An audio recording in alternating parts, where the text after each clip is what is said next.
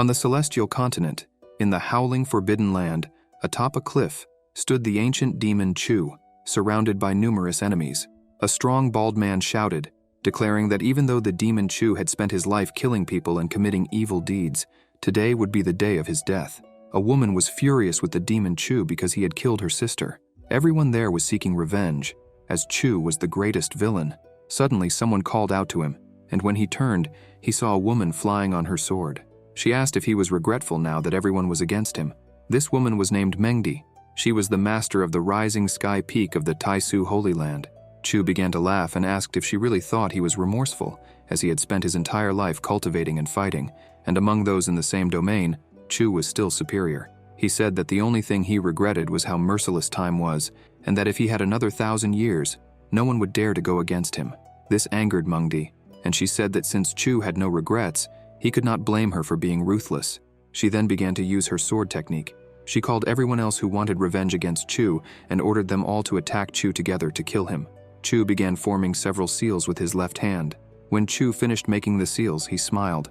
The people seeking revenge against Chu said that Chu was plotting something and that they couldn't let him succeed.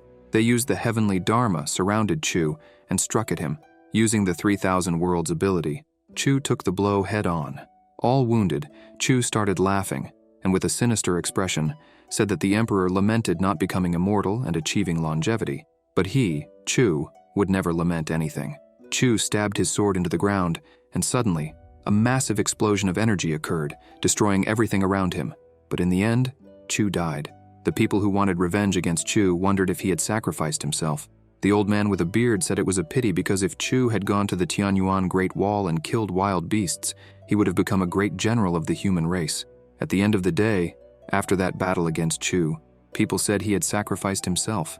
It was truly a pity. Chu's consciousness thought, did they really believe that I, known as the demon Chu, would die like this?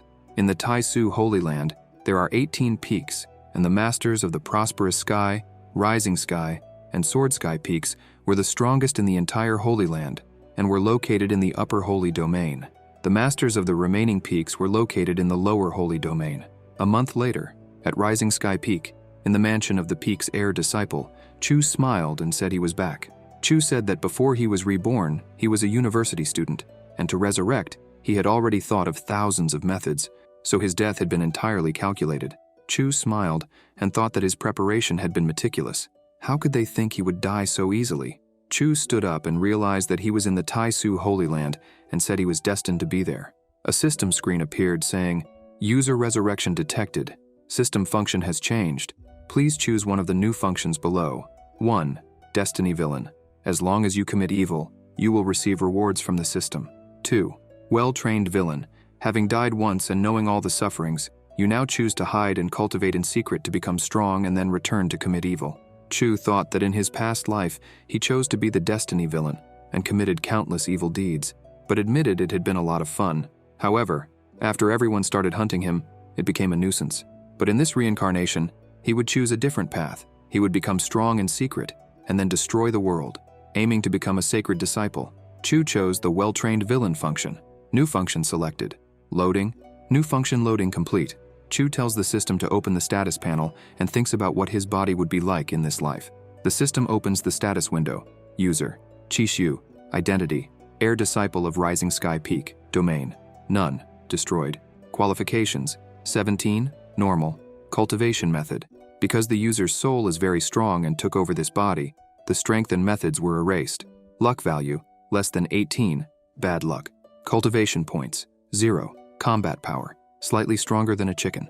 Chu wonders if he was really the heir disciple of Rising Sky Peak and comments that his qualifications were normal, his luck was bad, and his strength was only slightly stronger than a chicken's. Incredulous, Chu asks what the previous owner of that body did to be in such a condition. 10 days ago, the previous owner of that body, the heir disciple of Rising Sky Peak, and the heir disciple of Sword Peak, had a life-or-death battle in the arena out of jealousy over a woman.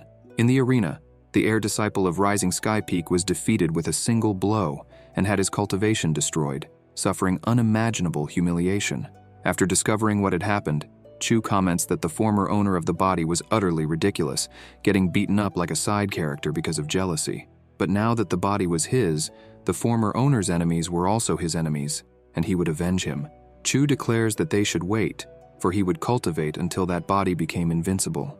An hour later, Chu thinks that the body was very useless, as it had a serious injury and no cultivation. However, Chu smiles and says that it didn't matter, for luckily, he had other methods. At Rising Sky Peak, a group of people was talking about how the Peak Master, who had killed the demon Chu, had returned 3 days ago. One of them asks if the demon Chu was really dead. Another responds that the demon Chu was invincible against those in the same domain, but compared to the other 10 Supreme Saints, he was a domain below, so he couldn't win. Another cultivator comments that he hoped they would kill all the people of that kind. Chu, hearing this behind a tree, became irritated and thought that those insignificant nobodies had no idea that not only was he not dead, but he had also become a disciple of the Holy Land, and if he couldn't go against them, then he would join them. Things were going to get very interesting there. Chu approaches them and coughs to get their attention. The cultivators notice Chu there and greet him, asking if he had recovered from his injuries. Chu replies that it wasn't that serious and walks away. The blue-clad cultivator comments that Chu had the same name as the old demon Chu. The black-clad cultivator asks if Chu had any relation to the old demon Chu, but no one knew. The red-clad cultivator responds that they were overthinking, because if that were the case, he should have at least half of the old demon Chu's cultivation talent. But his cultivation had been destroyed by someone else in a petty fight over a woman. Chu climbs the stairs until he reaches Chi Mengdi's mansion. Upon reaching the door, he calls for his master, saying that her disciple has something to discuss. The protagonist enters and goes to his master. Mengdi comments that 10 days had passed since he fought and was injured, but only now did he come to see her. Did he need his master's help to continue on the path of cultivation? Chu kneels and pleads, "Master, please." Mengdi responds that Chu's cultivation was low, yet he still dared to fight stronger disciples over a woman. He deserved to have his cultivation destroyed, so she could not help him and asked him to leave. Chu replies that his cultivation was low, and she didn't know the reason for that. How could he become strong without cultivation resources if all the resources were given to the second junior brother, third junior sister, fourth junior brother, and fifth junior sister? How could he become strong if he received nothing? Mengdi slaps her hand and says that he was very audacious because he had always been a fool who never put effort into cultivating, but now he was claiming that his master was unfair for not giving him anything. It was truly ridiculous. The protagonist says that she didn't give him resources because he had the same name as the old demon Chu, which is why she was always disgusted by him. Mengdi replies that she was never disgusted by him, but that it would be better for him to leave and wait because she would find a treasure between heaven and earth that could heal him. She would definitely help him continue on the path of cultivation. Chu, with a cynical smile, says no, as she could help him right there and then. Mengdi asks how she could help him. The protagonist responds that it was said she had the heavenly fragrance body, and approaching her, Chu suggests that if they performed dual cultivation together, not only would he recover, but his cultivation would also greatly increase. Mengdi becomes serious and asks what he was talking about. The protagonist replies that he was suggesting dual cultivation with her, and kisses his master's hand, leaving her blushing and flustered. Mengdi, blushing, says he is an unfaithful disciple and asks if he wants to die. How dare he humiliate his master like this? Mengdi becomes angry and with her fingers points her sword at Chu, saying she would ensure that his limbs would be cut off and he would be expelled from the sect. Chu smiles and uses some seals. The master's sword begins to disintegrate, and she starts to feel weak, her legs giving way.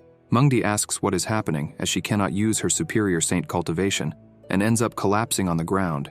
Chu approaches and says he promises to be gentle. Mengdi, blushing, calls him an unfaithful disciple and asks what he thinks he is doing to his master. The protagonist tells her to relax because he is helping his disciple learn and follow the correct path of the Tao. The cultivation domains are Foundation Establishment Domain, Spiritual Sea Domain, Spiritual Pillar Domain, Spiritual Domain, Spiritual Tao Domain, Divine Domain, Lower Saint Domain, Upper Saint Domain, Saint King Domain, Emperor Domain, and Great Emperor Domain. Below the Emperor Domain, each domain is divided into layers. The first to third layers are called the lower layer, the fourth to sixth layers are called the intermediate layer, and the seventh to ninth layers are called the upper layer. Mengdi calls him an unfaithful disciple and asks what he did to her. She wonders why she can't use her powers. It feels as if she is an ordinary person. The protagonist, in his thoughts, says it's obvious that he sealed his master's cultivation because on the day the superior saints were hunting him, before dying, he placed the celestial reincarnation seal on his body. It was an artifact he had received from the system for doing evil deeds. The artifact, called the Celestial Reincarnation Seal, is a divine class sealing artifact. It allows placing a servant seal on a cultivator's body, and by activating it with a few words, it is possible to seal all of the target's cultivation. The artifact has 2 uses, and it is necessary to combine 2 seals for it to be effective. The protagonist thinks that now, upon realizing this, any female cultivator below the Great Emperor domain would have no choice but to obey everything he commands. Chu says that despite her age, Mengdi is still very beautiful and desirable. Mengdi, embarrassed, calls him unfaithful and asks how he dares to say such things to his master, and if he isn't afraid she might kill him. The protagonist laughs and tells her to try killing him instead of just talking. Mengdi, embarrassed, turns her face away. Chu comments that if Master Liu Shui of Sharp Sky Peak knew her cultivation was sealed, what would she do? Because as far as he knew, the master had killed Mengdi's father, and with such a good opportunity, she wouldn't miss the chance to avenge her father's death. Mengdi, shocked, thinks she can't let Liu Shui find out, as that woman is crazy and would definitely kill her. The master calls the protagonist an unfaithful disciple and says that the artifacts of heaven and earth and cultivation resources, she would hand over everything, and he could choose whatever he wanted. Chu grabs Mengdi and says he doesn't just want that. What he wants is her. Mengdi, embarrassed, responds that it is impossible, absolutely impossible, saying, "Don't even think about it. I am a master in the Superior Saint domain, and I will not be abused by you." The protagonist thought that he had no grudge against the Taisu Holy Land, but he wondered why Mengdi had joined forces with the group that was hunting him and asked if she was afraid. He mentioned that he had an ancient secret cultivation art that could be beneficial for both of them, and told her to take a look. Mengdi wondered where this unfaithful disciple had obtained such a miraculous secret art. That secret art was connected to the heavenly Tao and was something incredible and absolute. The protagonist asked her what she thought, but the master responded by telling him to leave. Chu approached Mengdi and asked her to accept this disciple, but the master said he was very unfaithful. A system screen appeared, stating that the user had become an unfaithful disciple, which was a big problem. As expected of a great villain, he obtained 1,000 cultivation points. The system informed that the user and Chimengdi were performing dual cultivation, which completely healed the user's injuries and increased his cultivation qualifications. The user's qualifications increased to 317 celestial, and with that, his cultivation speed was increased 20-fold. The user's cultivation was enhanced, advancing through the 1st, 2nd, 3rd, and even the 8th layer of the Foundation Establishment domain. A few hours later, Chu and Mengdi finished their dual cultivation, and a new system screen appeared, stating that the user's cultivation had advanced to the 9th layer of the Foundation Establishment domain. The protagonist then turned, thanked his master, and said they would see each other on other days, telling her to rest well. Mengdi told Chu that he had already taken advantage of her and gotten everything he wanted, so he could remove the seal he used to seal her cultivation. Chu turned to the master and said that, of course, he couldn't. The master asked if he wanted his master to die. The protagonist replied that if she didn't want others to know that her cultivation was sealed, then she had better be obedient. Chu took a crystal in his hand and asked if she knew the function of the image crystal in his hand, and started to laugh. Mengdi, deeply embarrassed, asked if he had recorded everything. The protagonist told her not to be angry, as he just wanted to remember her shaking her little butt and moaning loudly. As he left, Chu said that because of their relationship as disciple and master, he would give her a warning, not to even try to remove the seal because across the entire celestial continent, only he knew how to remove the seal, unless she knew a great emperor. But she knew there was no great emperor in that world, and if that disciple died, she would have to live her entire life as a common person and die of old age. And if she didn't believe him, she could try. Moreover, if he died, everything recorded on that crystal would spread everywhere. How would the people of the continent react to watching a respected master doing such things with her disciple? Mengdi, outraged, said that he was an unfaithful disciple and would have a horrible death. She screamed that he was very evil and wondered how an insect, not even in the spiritual Tao domain, could have the power to seal her cultivation. At night, Chu commented that now that he had noticed, he had spent a long time with the master because the moon was already shining in the sky. With the help of his master, he had managed to advance to the new layer of the Foundation Establishment domain, but he had to wait for his master to rest to perform dual cultivation again and break through to the spiritual sea domain. The protagonist began to think that the spiritual sea domain was like a wooden barrel to store water. So the foundation establishment domain is the process of creating the barrel. The more stable the foundation, the larger and more resistant the water barrel would be, and naturally he would have a good foundation to tread the path of cultivation. The failure in his previous life was due to advancing too quickly through the cultivation domains, and because of that, he never took the time to stabilize his foundation. But now, he would have a solid and supreme foundation. Now, even if he faced a cultivator in a domain above his own, he could still kill them. The protagonist wondered if the cultivation resources he had gathered in his previous life were still in that hidden ravine. But even if they were, how could he leave the Taisu Holy Land? Chu saw the pavilion of flying boats and thought that taking a flying boat would be a good opportunity. The protagonist took a flying boat and headed towards the hidden ravine. Upon arriving near the ravine, he entered a cave. Chu approached a dry tree and thought that the cultivation resources he had stored in his past life were hidden around there. He disembarked from the boat and walked towards the dry tree. Chu bit his finger and began to write a seal on the stone near the dry tree. Suddenly, the stone disappeared, revealing a large chest with several pouches around it. The protagonist remarked that the resources he had stored were still there and hoped that with them, he could become stronger and regain his former glory. Suddenly, someone called the protagonist Trash Chu and said they never thought they would meet again. Out of nowhere, a flying boat with several cultivators appeared above Chu. One of the cultivators commented that, to his surprise, it was just Trash Chu, mentioning that he thought Chu was already dead, as he never imagined that Chu would recover and start walking around after just 10 days. This cultivator was Jiang Meng, the heir disciple of Sword Sky Peak. He remarked that the master of Rising Sky Peak took very good care of her disciple, to the point of using an artifact between heaven and earth capable of restoring his cultivation. Chu reflected that it had only been 10 days since Jiang Meng had destroyed the cultivation of the body he was using. That insect forced him to start cultivating from scratch and still had the audacity to offend him. Determined, Chu boarded his flying boat and said that later he would make Jiang Meng pay, declaring that in 10 days they would face each other again in a life-or-death battle in the arena.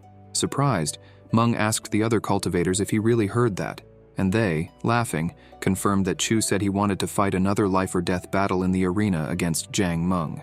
They found it absurd that trash still dared to challenge Brother Jiang. Jiang, using the 1,000-mile sound transfer technique, began calling Chu trash and stated that on that day, he didn't kill him out of respect for the master of Rising Sky Peak. But now, after being challenged again, they would face each other in the arena in a life-or-death battle, with no remorse for being cruel. The people, shocked, questioned why Chu dared to challenge Jiang Meng again, speculating that he had gone mad. After all, his cultivation in the spiritual sea domain had been destroyed, so how would he face Meng, who was in a higher layer? Everyone predicted that there would be another massacre in 10 days. Chu, in his flying boat, stopped at Chimengdi's mansion.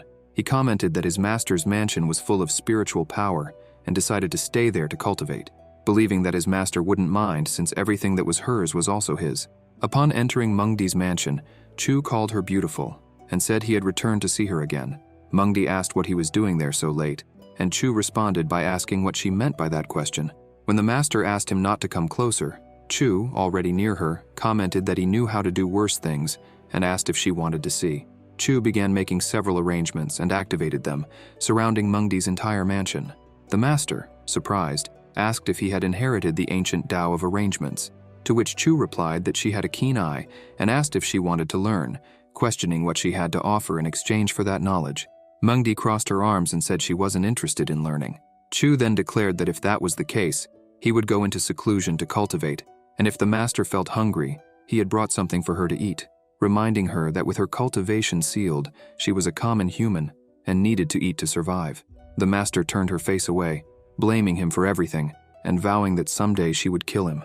Chu slapped his master on the butt, leaving her completely embarrassed, and said she was behaving very badly. He warns her that he placed some deadly formations at the back of the mansion and doesn't recommend that she go there because he still needs to improve his cultivation qualification, and if she ended up dying, he would be very sad. Blushing, Mengdi says that one day she will cut him into thousands of pieces, calling him a damn unfaithful disciple. At the back of the mansion, Chu examines the information about an item from the system, the Life and Creation Tao Fruit, an extremely precious immortal treasure capable of creating an incredibly solid foundation for cultivators and allowing an ordinary person to directly break through to the spiritual domain, extending their life by 1,000 years. This fruit grew at the bottom of the celestial demon abyss, and could only be harvested after 10,000 years. It was so rare that, according to reports, a master of the Holy Land exchanged 3 celestial-class martial arts and 2 immortal-class martial arts for a life in creation Tao fruit to help his beloved disciple establish a solid foundation in cultivation. Chu thinks about using that fruit, which has been considered since ancient times as a treasure between heaven and earth, capable of creating an extremely solid foundation. By doing so, he could use the divine class Tao scripture. Even though it was thanks to the life and creation Tao fruit in the system, he wondered if there was any cultivator on the celestial continent with a stronger foundation than his. Chu takes the life and creation Tao fruit and begins to eat it. The fruit quickly takes effect, and Chu activates the Tao scripture, starting the process of recreating his foundation. Suddenly, a system window appears, informing him that his cultivation has been reduced to the 8th layer of the foundation establishment domain, then to the 6th, the 3rd, and finally to the mortal domain. Then, a choice option appears in the system. Do you wish to break through to the next domain? Yes or no? Chu promptly selects yes. The system detects that he used the strongest technique for foundation building, the Tao scripture, and warns that the consumption of cultivation points will increase, with the estimated time to advance each layer being 1 month. Another message informs him that 100 cultivation points will be required to advance each month. As time passes, the system tracks Chu's progress. After 1 month, he advances to the 1st layer of the foundation establishment domain. After 2 months, he advances to the 2nd layer. After 3 months, he reaches the 3rd layer, and after 4 months, he attains the 4th layer of the foundation establishment domain. Deeply focused on his cultivation, Chu recalls that everyone believed the 9th layer was the limit, blindly following the path of their ancestors. However, he knew that there existed a 10th layer, accessible only to those who surpassed their limits and discovered the right path. Breaking and rebuilding, between life and death, involved great fear, but also offered great opportunities. 7 days later, Chu finally manages to advance his cultivation, and a new system window appears, informing him that he has advanced to the 10th layer of the foundation establishment domain. It took 10 months and 1,000 cultivation points to achieve this feat. With his cultivation points now exhausted, Chu shouts, declaring that he has made significant progress. On a mountain, there was a large hurricane with several lightning bolts. At Sword Sky Peak, a woman was observing the whole situation. In her thoughts, the woman realized that there was a very powerful energy fluctuation and wondered if it was Chimengdi who was advancing. This woman is Liu Shui, the master of Sword Sky Peak. The protagonist thought that the condensation of his flesh and soul had reached its limit, and with his solid foundation, he would break the chains and advance to the spiritual sea domain. Suddenly, a system window appears, informing him that the user is about to break through to the spiritual sea domain, and that with a solid foundation, it will be possible to advance to the 10th layer. Chu comments that he didn't expect to unlock the reward system so easily, and checks the reward he received. The protagonist jumps and punches the air, creating a great pressure in the water, when another system message appears, informing him that he has achieved perfection and that the reward system has been unlocked.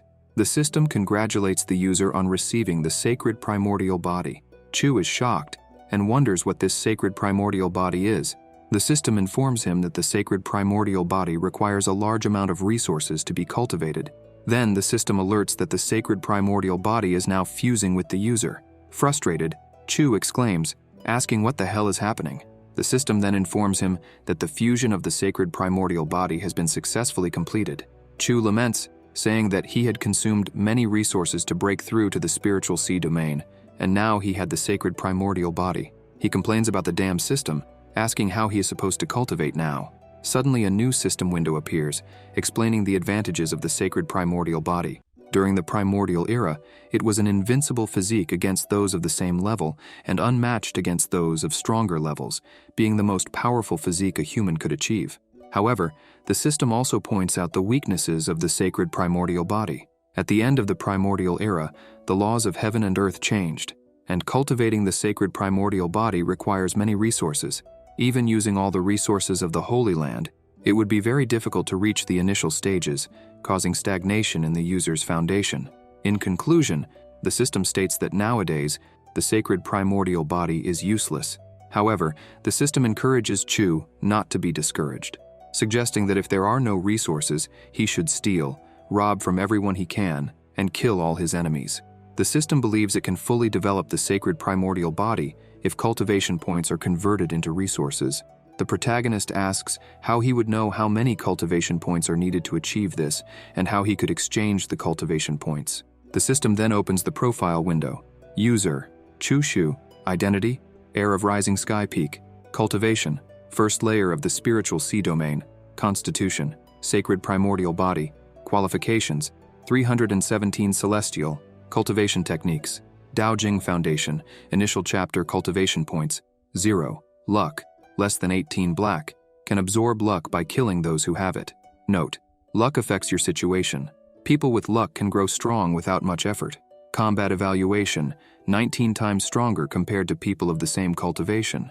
Chu thinks that now that he has gained the sacred primordial body, he has no choice but to cultivate. He gives a sinister smile and comments that, fortunately, he still has his master. Chu leaves the back of the mansion and begins walking toward his master. In Mengdi's mansion, the master was peacefully eating an apple when someone asked if it was delicious.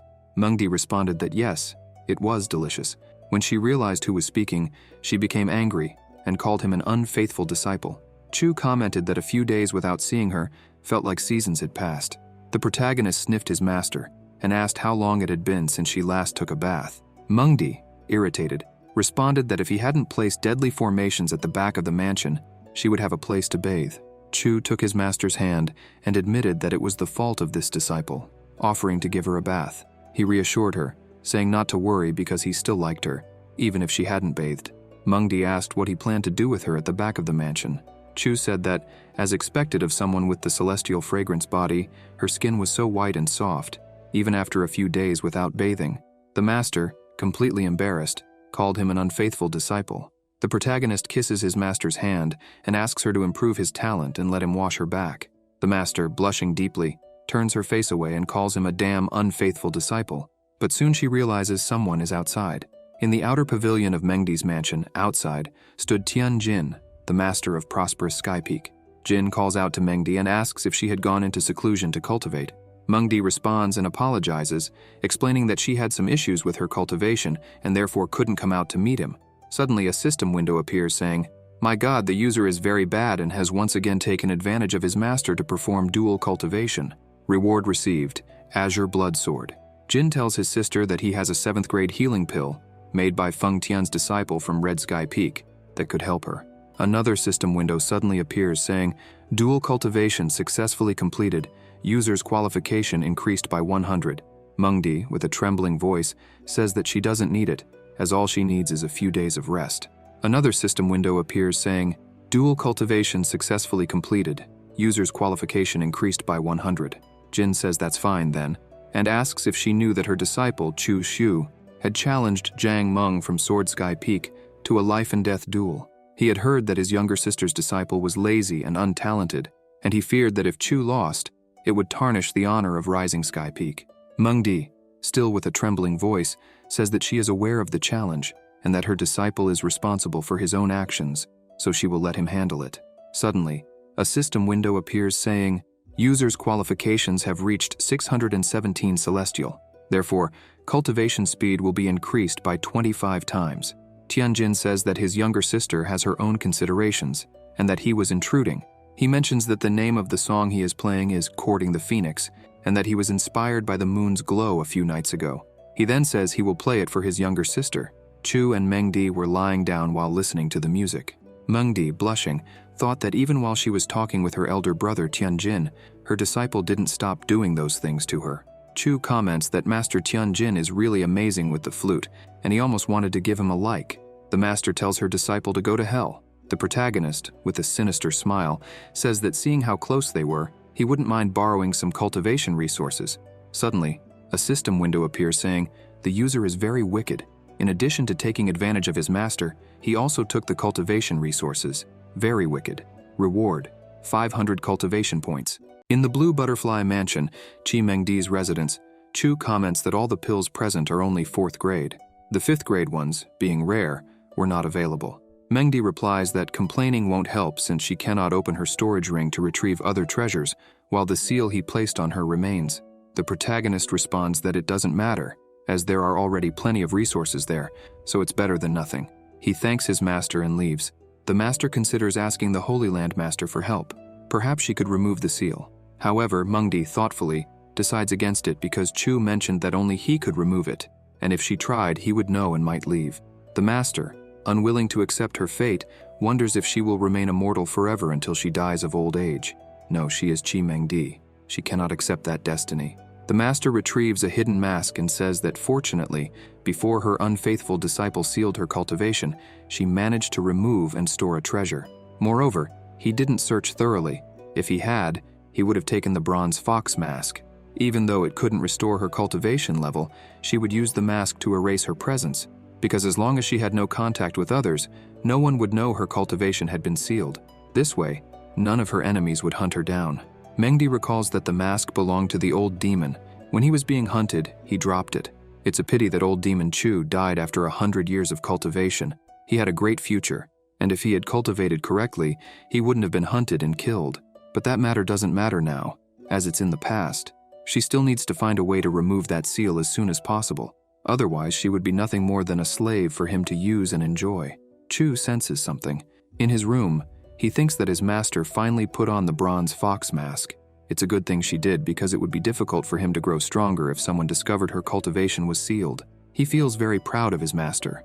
The protagonist, with the azure blood sword he received from the system, thinks that although it's not the best, it's not too bad either. He only has 3 days until the life and death battle in the arena. It's enough time to cultivate and refine his sword. Chu begins refining his sword in his room until he grasps the essence of the sword. Suddenly, a system window appears, saying, "Congratulations to the user for understanding the essence of the sword and refining it. A sword intent above the Raisu Holy Land has been detected." The protagonist begins to fly with his sword intent. As he flies, the system window tracks the miles he covers in Raisu Holy Land. 800 miles, 1,000 miles, 1,500 miles, 2,000 miles, 9,999 miles. Suddenly, Chu's eyes start to shine, and he wonders if this is the sword intent. The protagonist begins to comprehend the sword intent when suddenly it heads towards his forehead. He fully comprehends the sword intent when a system window appears saying, "Congratulations to the user for successfully encountering the Heavenly Sword Intent. Heavenly Killer Sword Intent. Category, Sword Intent. Attribute, Wind." Chu comments that the Heavenly Killer Sword Intent is highly compatible with him. The protagonist, delighted, says he will return to his master's mansion and use the system to enhance the Heavenly Killer Sword Intent. If he manages to strengthen the Heavenly Killer Sword Intent, winning the life and death duel would be very easy. In the Taisu Holy Land, at the Pacific Sky Peak, Tai Suzy, the master of the Taisu Holy Land and the Pacific Sky Peak, mentions that she sensed someone from the Holy Land seeking the sword intent. It was very interesting. Suddenly she realizes that this person actually managed to ascend 9,999 miles in search of the sword intent. How is that possible? In the last 30,000 years, only the sword god, who was in the emperor domain, had the ability to achieve this. Suzy wonders if there is someone in her Taisu Holy Land with the potential to become the sword god. 3 days later, at Prosperous Sky Peak, in the arena where the life and death battle would take place, several people gathered to watch the fight. Jian Lingyun, from Sword Sky Peak, comments that the atmosphere was very lively. Zhang Meng tells Lingyun that he heard that recently he managed to break through to the divine domain. Lingyun responds that it was just the divine domain, nothing worth mentioning. Lingyun sees Shu Tianzhen, a disciple of Sword Sky Peak, and comments that he didn't expect her to show up there since she usually doesn't care about these things.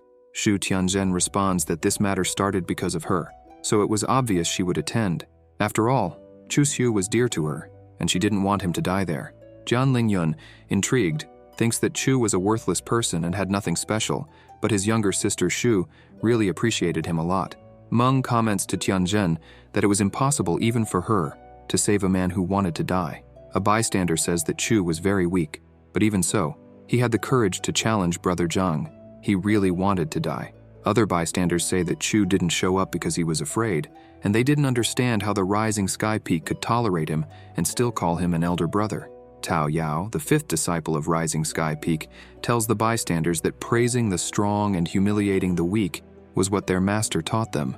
The bystanders, shocked, comment that Tao Yao also came to watch the battle. Blushing, they call her Sister Tao Yao. One of the bystanders sees Chu arriving and announces that Chu Xiu has appeared. Chu arrives on his flying boat, and Tao Yao runs to greet him. Chu says he is happy that she came to watch his battle. Yao responds that with all their younger sisters around, no one would dare kill him. The protagonist says she doesn't need to worry because he wouldn't disappoint her. The younger sister comments that in the last battle she did nothing, and he got hurt, which made her very uneasy and sad. Chu calls her a silly girl and says it's all right, that it wasn't her fault. The protagonist turns and sees Shu Tianzhen, thinking that if he wasn't mistaken, she was the goddess of Sword Sky Peak. She had a good appearance, and her cultivation base wasn't bad at all. Tianzhen feels that Chu Xiu seems like a different person. Meng asks Ling Yun if, now that Chu has arrived, he should kill him. Ling Yun responds that in a life-and-death battle in the arena, even if he died, no one could question it, so he could kill him painfully. Meng tells brother Ling Yun not to worry because Chu Xiu was going to die. Zhang Meng steps into the arena and tells Chu that since they were both there, they should start the life-and-death battle right away. After all, after this battle, he still needed to return and cultivate in seclusion. Chu asks him to wait a minute because there was something he needed to say. At Prosperous Sky Peak in the arena, Chu comments to the bystanders how rare it was to have them all gathered in the same place to watch a battle. He recalls that they shouldn't forget about the bets, and reveals that he had a vial containing 6 7th-grade Tianxuan pills, all of superior quality, which he intended to use for betting. Suddenly, a system window appears informing him that the user was deceiving the brothers and sisters of the Holy Land, pretending to be weak to defeat a tiger and thus obtain more resources, with the system promising a reward of 300 cultivation points. The bystanders, incredulous, ask if that pill was the legendary Tianxuan pill. Some comment that they heard this pill could increase someone's speed in the divine domain and even help to break through to a higher domain, reaching the lower saint domain. Jin Ling Yun asks the protagonist how the bet would work, reflecting that, although he had broken through to the divine domain a few days ago and needed the pills, he never imagined that trash like Chu Xiu would bring them to his doorstep. Tao Yao thinks that if their master knew that the elder brother bet such a treasure, he would be punished. Chu, for his part, comments that he believed most people didn't know the value of 6 7th-grade Tianxuan pills and asks the great elder of Prosperous Sky Peak if he knew. The elder confirms, explaining that many cultivators desired this pill, but few could buy it, as at auctions, each was sold for 1 million superior spiritual stones, totaling 6 million superior spiritual stones for the 6 pills. Everyone is astonished, wondering if there was anything to bet that compared to 6 million superior spiritual stones. Chu reassures everyone, suggesting that if someone couldn't bet that much, they could join together to bet, and if they won, they would only need to divide based on the value bet. The bystanders agree and begin betting on Chu's defeat. The protagonist advises them to bet safely, while Chu thinks he's going to win big, as many were betting on his defeat. The elder notices that many good resources were being wagered. Chu then announces that the betting time was over, and with the elder of Prosperous Sky Peak as the arbiter, no one would dare to go back on their word. He jumps into the arena to face Meng, who, feeling superior, comments that finally the trash Chu has stepped into the arena. The protagonist responds that since they would have a life-and-death battle, the only thing that mattered was being the winner. The elder of Prosperous Sky Peak then announces the start of the life-and-death. Ling Yun thinks that he will finally see Chu Xiu's death, while Zhang Meng believes that, being in the 9th layer of the spiritual sea domain, fighting against Chu Xiu, who was still in the 4th layer of the spiritual domain, would be like killing an ant. Meng advances at high speed towards the protagonist and throws a kick in his direction, but Chu dodges, throwing his body backward and quickly repositioning himself. Meng comments that Chu was fast, but challenges him to dodge 3 stakes that he throws immediately after. Chu throws himself back, doing a backflip and dodging all the stakes. Yao, worried, prays to the heavens to protect her elder brother and that nothing bad happens. The bystanders comment that Meng's attacks were ruthless, always trying to hit vital points, and that if Chu kept only dodging, he would end up losing. No matter how fast he was, he couldn't win without attacking. Meng advances again and delivers several punches, but Chu easily dodges them, provoking him and calling him out. Meng, incredulous, wonders how it was possible for that trash to have become so fast. He realizes that he couldn't keep fighting like this, or he would end up without energy, so he decides to take his sword to quickly end the fight. Meng then charges at Chu at high speed. Meng tries to hit the protagonist, but he dodges. Chu thinks that Meng wanted to suppress him using the sword's chi. The protagonist thinks this was perfect because he could take the opportunity to test his new sword. So Chu takes out his sword and unsheathes it. The protagonist makes a few slashes in the wind to test his blade. Zhang Meng, seeing Chu's back, laughs and thinks that finally, he had shown his weakness. Then, Meng appears behind Chu, yells for him to die, and kicks him in the back. The protagonist manages to block the kick and laughs, thinking that Meng had taken the bait. With the sword in his hand, he reflects that even though his sacred primordial body is not fully cultivated, he is still invincible against opponents of the same domain. Thus, Chu charges at Meng with his sword and cuts him. Meng, incredulous, exclaims how Chu managed to dodge and counterattack, saying it was impossible. Meng falls to the ground, leaving everyone shocked by the situation. Ling Yun, outraged, wondered how Chu had won. Everyone was indignant, questioning how it was possible that Zhang Meng had actually lost. The bystanders, shocked, commented that the trash Chu had really killed a disciple at the peak of the spiritual sea domain. But how was that possible? 20 days ago, Chu Xiu had his cultivation destroyed, so what had just happened? The elder declared that in the life and death battle, Chu was the winner. The bystanders began to cry, stating that they had lost 3,000 superior spiritual stones and mystic-class weapons, and they said it was an unfair defeat, vowing never to bet again. Suddenly, Chu began vomiting a lot of blood in the arena, and Tao Yao rushed over to see what was happening, asking if he was okay. The protagonist asked his younger sister to help him get out of there. With a smile, Chu thought that since he needed to pretend to be weak to defeat a tiger, he had to act convincingly and not show any flaws. In his thoughts, he apologized to his brothers and sisters, but stated that the weapons, pills, spiritual stones, and materials they had bet were now all his. Jin Ling Yun thought that Chu Xiu's injury was very serious, but he wasn't worried because he intended to make him vomit even more blood and suffer in pain. Ling Yun then told Cheng Ling Fei, a disciple of Sword Sky Peak, that if he wanted to save his sister, he should challenge Chu Xiu, and Ling Fei agreed. Ling Fei ordered Chu to wait a moment and asked if he had the courage to fight him. Yao, incredulous, questioned whether Ling Fei hadn't seen that her elder brother was injured, yet he still had the nerve to challenge him. What was wrong with him? Ling Yun responded that the younger sister, Tao Yao's words, were a bit exaggerated because, in the arena, it was inevitable to be challenged by other disciples. Moreover, Chu Xiu had just won a bet and taken many resources from several disciples, and everyone believed that he had only won by luck. This left everyone dissatisfied, and they wanted to recover what they had lost. So why not let them get excited to recover what they had lost? It was only fair for Chu Xiu to participate in another battle. The bets would be the same as before, and if Chu Xiu won again, everyone would be convinced that it wasn't luck. Ling Yun asked the protagonist if he still had the courage to bet, or if he was afraid because he was sure that the elder brother of Rising Sky Peak was too cowardly to bet. The protagonist realized that he was being deliberately provoked. Chu then stated that he was injured and in the 4th layer of the spiritual sea domain, making it very risky to face a disciple in the 1st layer of the spiritual pillar domain. So he suggested increasing the bets by 30%. Suddenly, a system window appeared saying, "The user is a cunning and greedy fox, therefore receiving a bonus of 200 cultivation points." Ling Yun responded that this was fair, but in his thoughts, he considered Chu an idiot for being so greedy while being so weak. Since Chu wanted to die so badly, Ling Yun wouldn't blame him for ensuring that wish. Tianzhen thought that Chu Xiu didn't know when to stop. The protagonist then announced to everyone that he, Chu Xiu, accepted the challenge and would fight another life and death battle. He asked if they wanted to recover what they had lost, or if they would leave everything to him, and stated that the new bets were open, presenting a great chance to recover what they had lost and even make some money. The bystanders commented that this time it was absolutely impossible for Chu Xiu to defeat someone in the spiritual pillar domain, especially since he had just fought a battle and was injured. They began betting everything on Chu Xiu's defeat. Chu thought they were all fools, and thanks to this, he would make a great fortune. The elder declared that the life and death battle between Chu Xiu and Cheng Ling Fei had begun.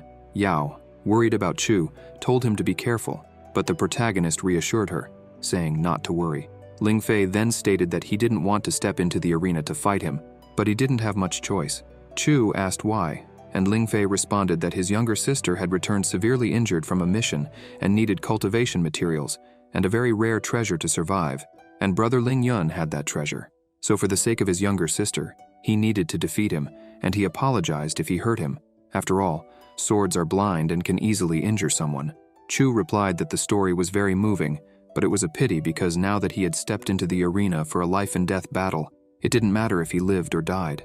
The protagonist charged at Ling Fei at high speed, running around him and attacked him from behind.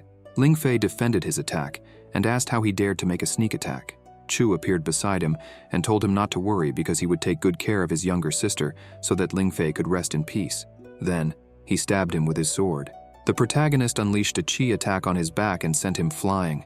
Lingfei hit the barrier, dead. Chu commented that villains always die from talking too much. That was the truth of life. The protagonist sheathed his sword and said it was better to kill quickly to avoid giving time for retaliation. The bystanders were shocked and asked how that was possible, as Chu Xiu was only in the 4th layer of the spiritual domain.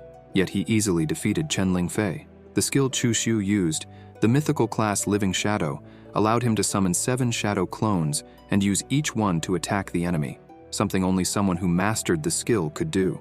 The bystanders began to cry, having lost everything. One of them mentioned that he had borrowed 10,000 superior spiritual stones only to lose like this and end up in debt. Tao Yao told the protagonist that he was amazing, but Chu responded that it was just luck and not worth mentioning. The protagonist went towards the betting treasures and commented that it wasn't bad at all, as it had been a lucky day. Chu then said that his storage bag was already full and asked his younger sister if she had a storage bag. Yao replied that she did and tossed him a bag. The protagonist thanked Yao, who told her elder brother that there was no need to be formal and that he could take and use it. Chu asked if those were the 7th grade Tianxuan pills they wanted. The bystanders cursed Chu, asking for some mercy, saying that he hadn't come just to fight, but to rob them and boast. The protagonist stated that since there were no more battles, he would leave, and then he took his flying boat to depart. Suddenly a system window appeared, saying that the user was truly evil and cruel, signs of a true villain, and therefore was rewarded with 200 cultivation points. Yao, worried about Chu, said that he had offended Zhun Lingyun, who was treacherous, and that he needed to be very careful and couldn't let his guard down. In Chu Xiu's room, the protagonist thought that he had gained a total of 16 million in pills, treasures, and weapons, and imagined that if it were possible to sell everything to the system in exchange for cultivation points, it would yield many points.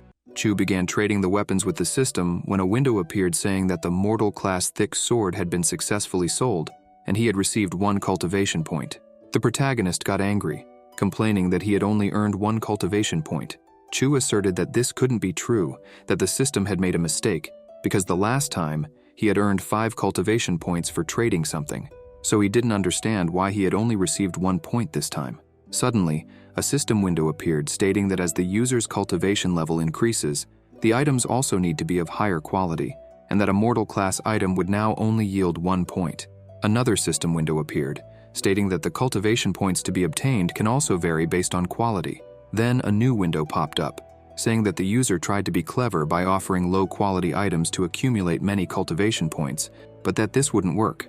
Suddenly, a system window appears, stating that spiritual stones cannot be used to exchange for cultivation points, and that insisting on doing so isn't worth it, because calculating large amounts is too bothersome. Irritated, Chu thinks the system is damn annoying. The protagonist remarks that in this case, he'll have to sell low-quality items at auctions or in city shops and use the money to buy high-quality items, trading them for cultivation points. That way, all gains would be maximized. Meanwhile, Chu notices that the bronze fox mask is resonating and wonders who his master was talking to.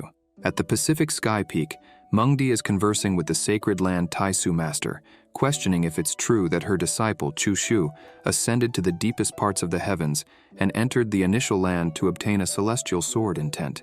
Mengdi finds it hard to believe, as Chu's talent is low, and finding a sword intent is already extremely difficult, let alone ascending to the deepest parts of the initial land. Suzy responds that she saw it with her own eyes that night and asks if Chu's personality has changed recently, suggesting he might have been possessed by someone. Mengdi questions if Suzy really believes that, but Suzy dismisses the idea, explaining that to possess someone, one would need at least a lower sacred domain level of cultivation, and everyone can only enter the initial land once in their lifetime, a rule that couldn't be broken by someone possessing another. Moreover, Suzy doesn't believe Chu has been possessed. Mengdi then questions how Chu managed to enter the initial land if he wasn't possessed. Suzy suggests that he might have had some unexpected opportunity and advises Mengdi to train her disciple well, as he might become a new sword god before breaking through to the Emperor Qi domain.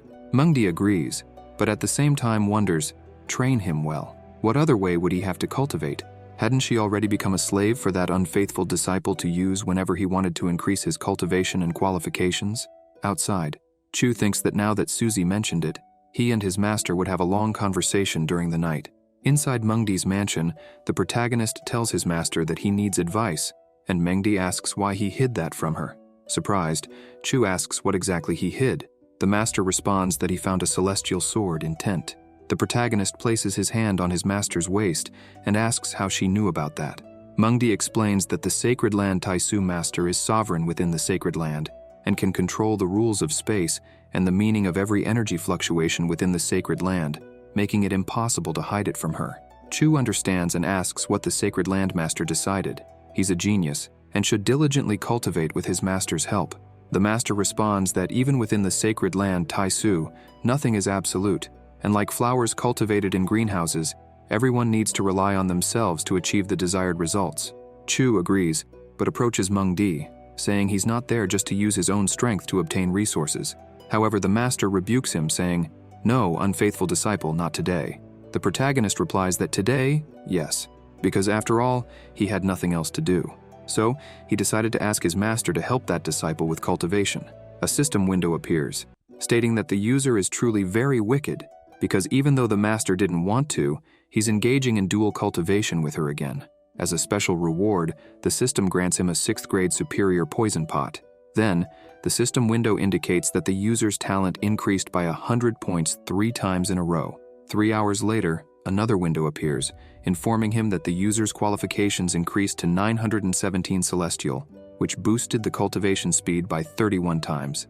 The system message also states that the user's cultivation has improved and that he's almost advancing to the 5th layer of the spiritual sea domain, encouraging him to keep working hard to become stronger. Chu thinks that the effects are worsening more and more, recalling that the celestial fragrance body shouldn't be so useless.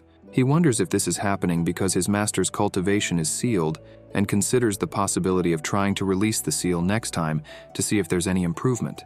Thoughtful, he thinks the idea is good, but also very dangerous. He thanks his master for her hard work in helping him, while Mengdi, indignant, thinks that one day she will take revenge for everything he has done to her and tear him into thousands of pieces. At the precious treasure peak, Chu walks through the pavilion, while some guards wonder if he is Chu Shu from the rising sky peak. One of the guards comments that he heard Chu won 2 battles in the arena. At that moment, a woman introduces herself to Chu, saying she is Chu Xiaoran, an inner disciple of Precious Treasure Peak, and asks if he came to sell some items. Chu approaches Xiaoran, places his hand on her chin, and asks how she knew he had come to sell. Playfully, he asks if the junior sister learned some secret mind-reading art. Xiaoran replies that Chu showed great skills in the arena, earning many treasures and spiritual stones, which made this news spread throughout the Taisu Sacred Land. Now, with him at the Precious Treasure Pavilion, it was easy for her to guess that he was there to sell items. Xiaoran then invites him to follow her, offering to show him the way. Chu reflects that he had barely arrived at the pavilion, and she had already taken the initiative to speak to him and invited him inside.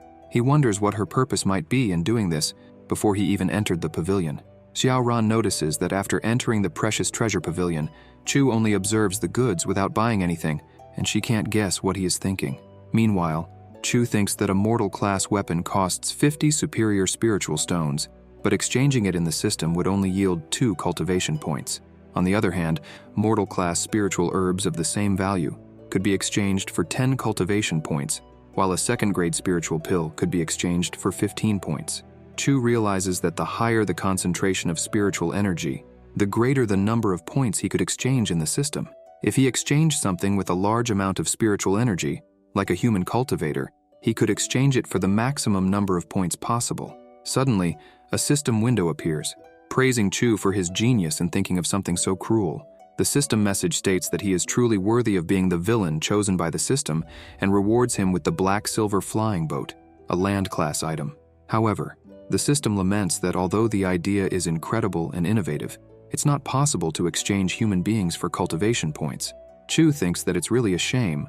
For a moment, Xiaoran wonders if she was seeing things because she sensed a murderous intent in his eyes. The protagonist then tells Xiaoran that he wants to buy energy recovery pills and vitality restoration elixirs, spending 15 million superior spiritual stones. Surprised, Xiaoran wonders why he would need so many vitality restoration elixirs, speculating if he intends to make a medicinal bath. She promptly offers to gather the items immediately, and Chu, grateful, comments that he will trouble the junior sister with this. The protagonist thinks that he still had some superior spiritual stones left, so he would take the opportunity to look around. Maybe he would find something he needed. Suddenly, Chu's eyes light up, and he feels the bronze fragment reacting with his sword intent. What kind of mystery did that bronze fragment hide? It was as if the sword intent within his body was being drawn to it. Xiaoran says that the elixirs Chu requested had already been gathered and asks if he wanted to take a look. The protagonist responds, "Great," and asks how many superior spiritual stones would be needed to buy that bronze fragment that was in his hand. The girl replies that the fragment was something useless, just lying around, and that if he liked it, he could take it. Chu tosses a pouch into the girl's hand and says there are 100 superior spiritual stones inside because he doesn't like owing favors, then asks if they can go down to inspect the goods. Xiaoran asks Chu to please wait a moment. The protagonist turns and asks if she needed something. The girl replies that she needed Brother Chu's help. The protagonist thinks he now understood why she had approached him when he entered. The girl invites him to have some tea. He accepts and asks what she wanted, adding that if it was too troublesome, she didn't even need to mention it. Xiaoran asks if Brother Chu knows about the Taisu Sacred Tower. The protagonist responds that he does, explaining that the Taisu Sacred Tower is an imperial weapon belonging to Emperor Taisu, with great offensive and defensive power, capable of storing various things inside. It was placed on the Pacific Sky Peak, where the emperor died.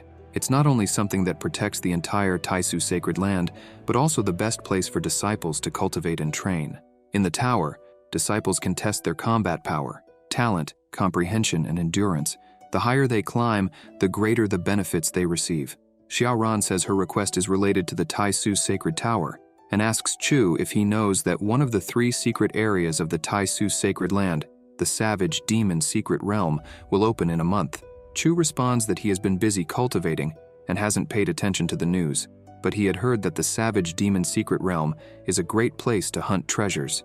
Xiaoran explains to Chu that to enter the Taisu Sacred Tower, one must take a test, and in that test, the top 300 disciples in the Spiritual Sea Domain and the top 1,700 disciples in the Spiritual Pillar Domain would earn the right to enter the secret realm. Based on Brother Chu's strength, it was certain he could rank among the top 300 disciples. Xiaoran then reveals that her request is for Brother Chu to participate in the test. She leans in close to the protagonist's ear, attempting to seduce him, and asks if Brother Chu could help her. Chu agrees to the request. In Chu Xiu's room, there was a large tribulation while he was cultivating. Suddenly, a system window appeared, informing him that he had advanced to the 5th layer of the Spiritual Pillar Domain, then to the 6th layer of the Spiritual Sea Domain, and after that, to the 7th and 9th layers of the same domain. Curious, the protagonist asked the system what the conditions were to advance to the 10th layer of the Spiritual Sea Domain. The system replied that it couldn't find a method to help the user reach that layer, adding that, unfortunately, the user didn't have the necessary capacity and would fail to advance. However, the system also mentioned that if the user could find 3 valuable treasures, the Panacea Milk, Puti Divine Flower, and Monster Baby Spiritual Fruit, he might be able to advance. Chu stopped cultivating and, placing his hand on his head, thought that those 3 items were divine class, so rare they could only be obtained with extreme luck, as they weren't sold at auctions. Even if someone was selling them, the price would be astronomical, and even if he found them and wanted to steal them, he wouldn't have the power to do so. Then the protagonist had an idea and remembered that Xiaoran had mentioned a disciple had obtained half of a monster baby spiritual fruit in the secret realm. Chu decided he would have to go to the sacred tower. 3 days later, a bell rang on the Pacific Sky Peak as several cultivators in flying boats headed toward the sacred tower. In the midst of the crowd, 2 masters were conversing. One old man commented that every 30 years, many disciples gathered at the peak to try their luck, and he wondered if any disciple that year would be able to break the floor climbing record. There was a board showing the top 10 best disciples who had attempted to climb the tower, with information about the participants. Mo Feiyan, an elder of the Pacific Sky Peak, was conversing with Huang Laotu, another elder of the same peak, and mentioned that a disciple in the spiritual sea domain had entered the top 10. She asked Laotu who he believed would achieve a great feat. Laotu replied that he was betting on Yefan, as he had great potential, a solid foundation, excellent talent, as well as high endurance and luck. Feiyan agreed, saying that Yefan was worth watching. Suddenly, a flying boat cut ahead of the others at great speed. Feiyan asked whose flying boat it was, noting its incredible speed. Laotu responded that the young man was the direct disciple of the Master of Rising Sky Peak. Chu landed his flying boat and descended towards the sacred tower. Upon arriving, he saw a master congratulating her disciple, saying she had done very well and that she was proud of her. The disciple was Su Ruxue, the direct disciple of the Master of Sky Peak, and the other sect members were congratulating her. Ye Fan, the direct disciple of the Master of Sword Sky Peak, remarked that he too would enter the top 10 of the spiritual sea domain and would ring the bell at the top of the Taisu Sacred Tower. The protagonist asked who he was. He introduced himself, saying his name was Ye Fan. Chu thought that his name sounded just like a main character's name, and not only that, but look at the cheerful face of that bastard. Chu wondered if this guy was the main character. The protagonist said it was nice to meet him and asked how he knew about him. Ye Fan replied that he had heard Chu had won many spiritual stones from Prosperous Sky Peak. Chu said that it wasn't worth mentioning. Ye Fan thought that Chu was kind and very nice, and that it would be good to have him as a friend. The protagonist thought that Ye Fan's personality was just and righteous, the kind suitable for making friends, and that this was the type of person he hated the most. The board announced that it was time for Chu Xiu to begin his test. The protagonist said it was his turn to take the test and that they would meet again. Ye Fan wished Chu good luck. Chu began climbing the stairs of the sacred tower and entered the Taisu Sacred Tower. On the first floor of the Taisu Sacred Tower, the protagonist walked until he encountered a horde of wolves. He drew his sword and wondered if only a few little wolves had come to greet him. The wolves charged at the protagonist, surrounding him. Chu used his sword Dao and charged at the wolves, cutting them down easily. The protagonist thought that just a few beasts in the spiritual sea domain wouldn't make a difference. On the 67th floor of the Taisu Sacred Tower, Chu encountered a woman who said she was lonely and asked him to stay with her because they would be very happy together. The protagonist slashed her neck and asked if she was trying to seduce him, remarking that she was still very inexperienced. On the 68th floor of the Taisu Sacred Tower, Chu encountered 4 cultivators with animal auras, one with a tiger aura, another with a turtle aura, another with a peacock aura, and finally, one with a dragon aura. The protagonist asked if they were all at the peak of the spiritual sea domain and then said, "Take this," before charging at them and defeating them easily. On the 98th floor of the Taisu Sacred Tower, Chu encountered Tai Suzy, who was at the peak of the 9th layer of the spiritual sea domain. The protagonist realized that her cultivation was the same as his, but he couldn't measure her full power, and asked if she was the true master of Taisu Sacred Land. Suzy was incredulous. Chu began to laugh and said that she really was the first empress. The protagonist drew his sword and challenged the empress to battle. Their swords clashed. Chu launched a kick towards Suzy's head, but she easily defended the attack and pushed him away. Surprised, Chu wondered how that was possible, as even with his special physique, Tai Suzy in the same domain as him was stronger. Besides being fast and strong, she showed no openings. Suzy then gathered chi in her hand and quickly advanced towards Chu, who counterattacked with equal speed, resulting in a clash between their attacks. The protagonist realized that Suzy's attack was stronger than his. Amidst the battle, Chu thought that it was damage for damage, life for life. Either he would die, or she would die. That was his fighting style. Suzy's attack pierces through Chu, and as he bleeds, he thinks it's unfair, as even after using his sword intent, she was still able to resist. Determined, Chu, despite being gravely injured, doesn't release Tai Suzy's neck until he defeats her. When Suzy stops moving, he finally lets go, thus completing the test on the 99th floor of the Sacred Tower. Now on the 100th floor, Chu doesn't remember how he got there, or if he fought anyone, and he wonders why he has no recollection of it. However, he knows that this is not the right time to dwell on it. Before him are 4 pillars, and he wonders if he should choose one. Upon making his choice, a system window appears, instructing him to learn sword skills and techniques within 12 hours. The more he learns, and the greater his comprehension, the better his evaluation will be. The skills begin to flood his mind, and Chu questions whether these are all the skills and techniques the pillar offers. Determined to speed up the process, Chu commands the system to consume advancement points for learning. The system responds, activating consumption mode. 5 advancement points are spent, then 35, 100, and finally 1,000 advancement points are used for him to learn sword skills and techniques. Chu realizes that in this life, everything is different. Besides the sacred primordial body, he has the system with innovative skills and the celestial sword intent. Determined to strengthen himself as much as possible, he reflects that with the sacred primordial body, he is practically invincible against those of the same domain, and with the sword intent, he is incomparable. By combining these elements with the knowledge of the skills and techniques he acquired, he wonders if he can develop a powerful attack method. Chu decides to master a 2-handed heavy sword, believing that only such a sword could withstand and take advantage of his sacred primordial body and sword intent. He begins training with a giant sword, and upon unleashing a great strike, he cuts through the entire floor in front of him. At that moment, a new system window appears, declaring, First form, annihilation, bring an end to all things. The protagonist then starts laughing and declares that his name is Chu Xiu, the one who will annihilate all. And even if anyone stands against him, Chu believes that no one will be able to escape this strike. He concludes that the 1,000 points spent to learn everything were well worth it. Chu commands the system to analyze his new skill, and the system message reports: name, first form, annihilation, category, sword skill, class, immortal, style, sword movement, destructive power, 5 stars, attack speed, 4 stars. The system then presents the skill's introduction, describing it as a dominating strike with an instant explosion of energy, created by using the energy of the sacred primordial body and the celestial sword intent. With great attack speed and high destructive power, it is capable of eliminating enemies. However, the system warns that the second form of the skill is still unknown and not yet comprehended, advising Chu not to attempt understanding it now, as it could lead to his death.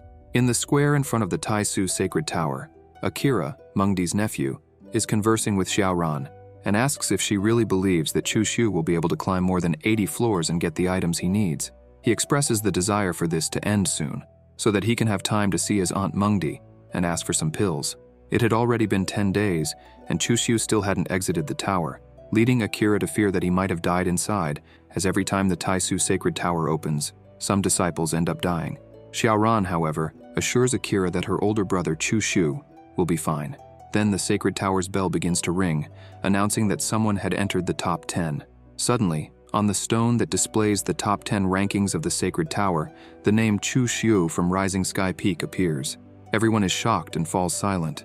When Chu Xiu finally exits the Sacred Tower, he thanks them for waiting, and Xiaoran expresses relief that he wasn't hurt. The disciples around begin to shout that Chu is incredible and ask for autographs. The protagonist reflects that, when he was known as the old demon Chu, these same disciples would see him and shout, "Die, damned demon!" And now, they were excited about his name. He concludes that the new choices he made were indeed important. While signing autographs, Chu thinks that being a villain who flaunts power is very simple and boring, but he was very young when he made that choice, and the result was his death. Now, he believes that a true villain should be strong and purposeful, doing bad things secretly without talking about them. Suddenly, Lao Tu and Fei Yan appear behind Chu. Lao Tu comments that he is impressed with his performance, while Fei Yan informs him that the master of Pacific Sky Peak wishes to see him. At the Pacific Sky Pavilion, Mengdi and Tai Suzy are waiting. Chu Xiu greets them formally. Chu Xiu, from Rising Sky Peak, greets the master of the Taisu Sacred Land and the master of Rising Sky Peak. Mengdi seems uncomfortable, while Suzy expresses satisfaction in seeing how far her disciple has climbed the tower, considering his performance impressive. Chu asks the master of the Sacred Land if, having completed the Sacred Tower, he will receive some kind of reward. He thinks that even if there aren't immediate benefits, things could get interesting. Mengdi tells Chu to be more respectful and not rude to the master of the Sacred Land. Tai Suzy, however, tells Mengdi that it's all right and asks Chu what kind of reward he would like to receive. The protagonist responds that if the master has panacea milk, puti divine flower, or monster baby spiritual fruit, any of those would suffice. Mengdi, indignant, thinks that the unfaithful disciple is truly very greedy. Tai Suzy explains that there are many treasures in the Sacred Land that defy heaven and earth, but none of them are what he desires. However, she could ask someone to go out searching for them, but she couldn't guarantee how quickly they could be found. Chu replies that he is willing to wait and thinks that it is very easy to converse with Tai Suzy. He considers that if he used the celestial samsara seal on her, he could have her under his command. Suddenly, a system window appears with the message that the user is truly very wicked, as, not satisfied with Mengdi, he now wants Tai Suzy.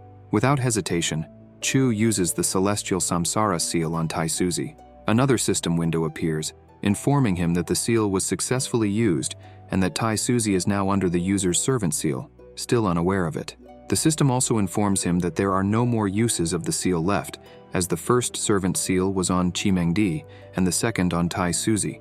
The system adds that the user can remove the servant seal whenever he wants, and that after the seal is recovered, the number of uses will increase by 1, allowing the activation and use of both servant seals simultaneously.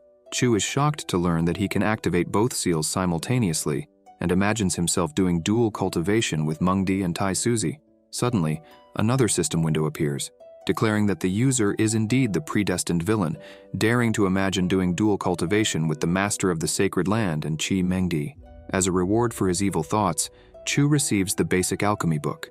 The system explains that the book is divided into 3 volumes, containing thousands of alchemy methods and poison formulas.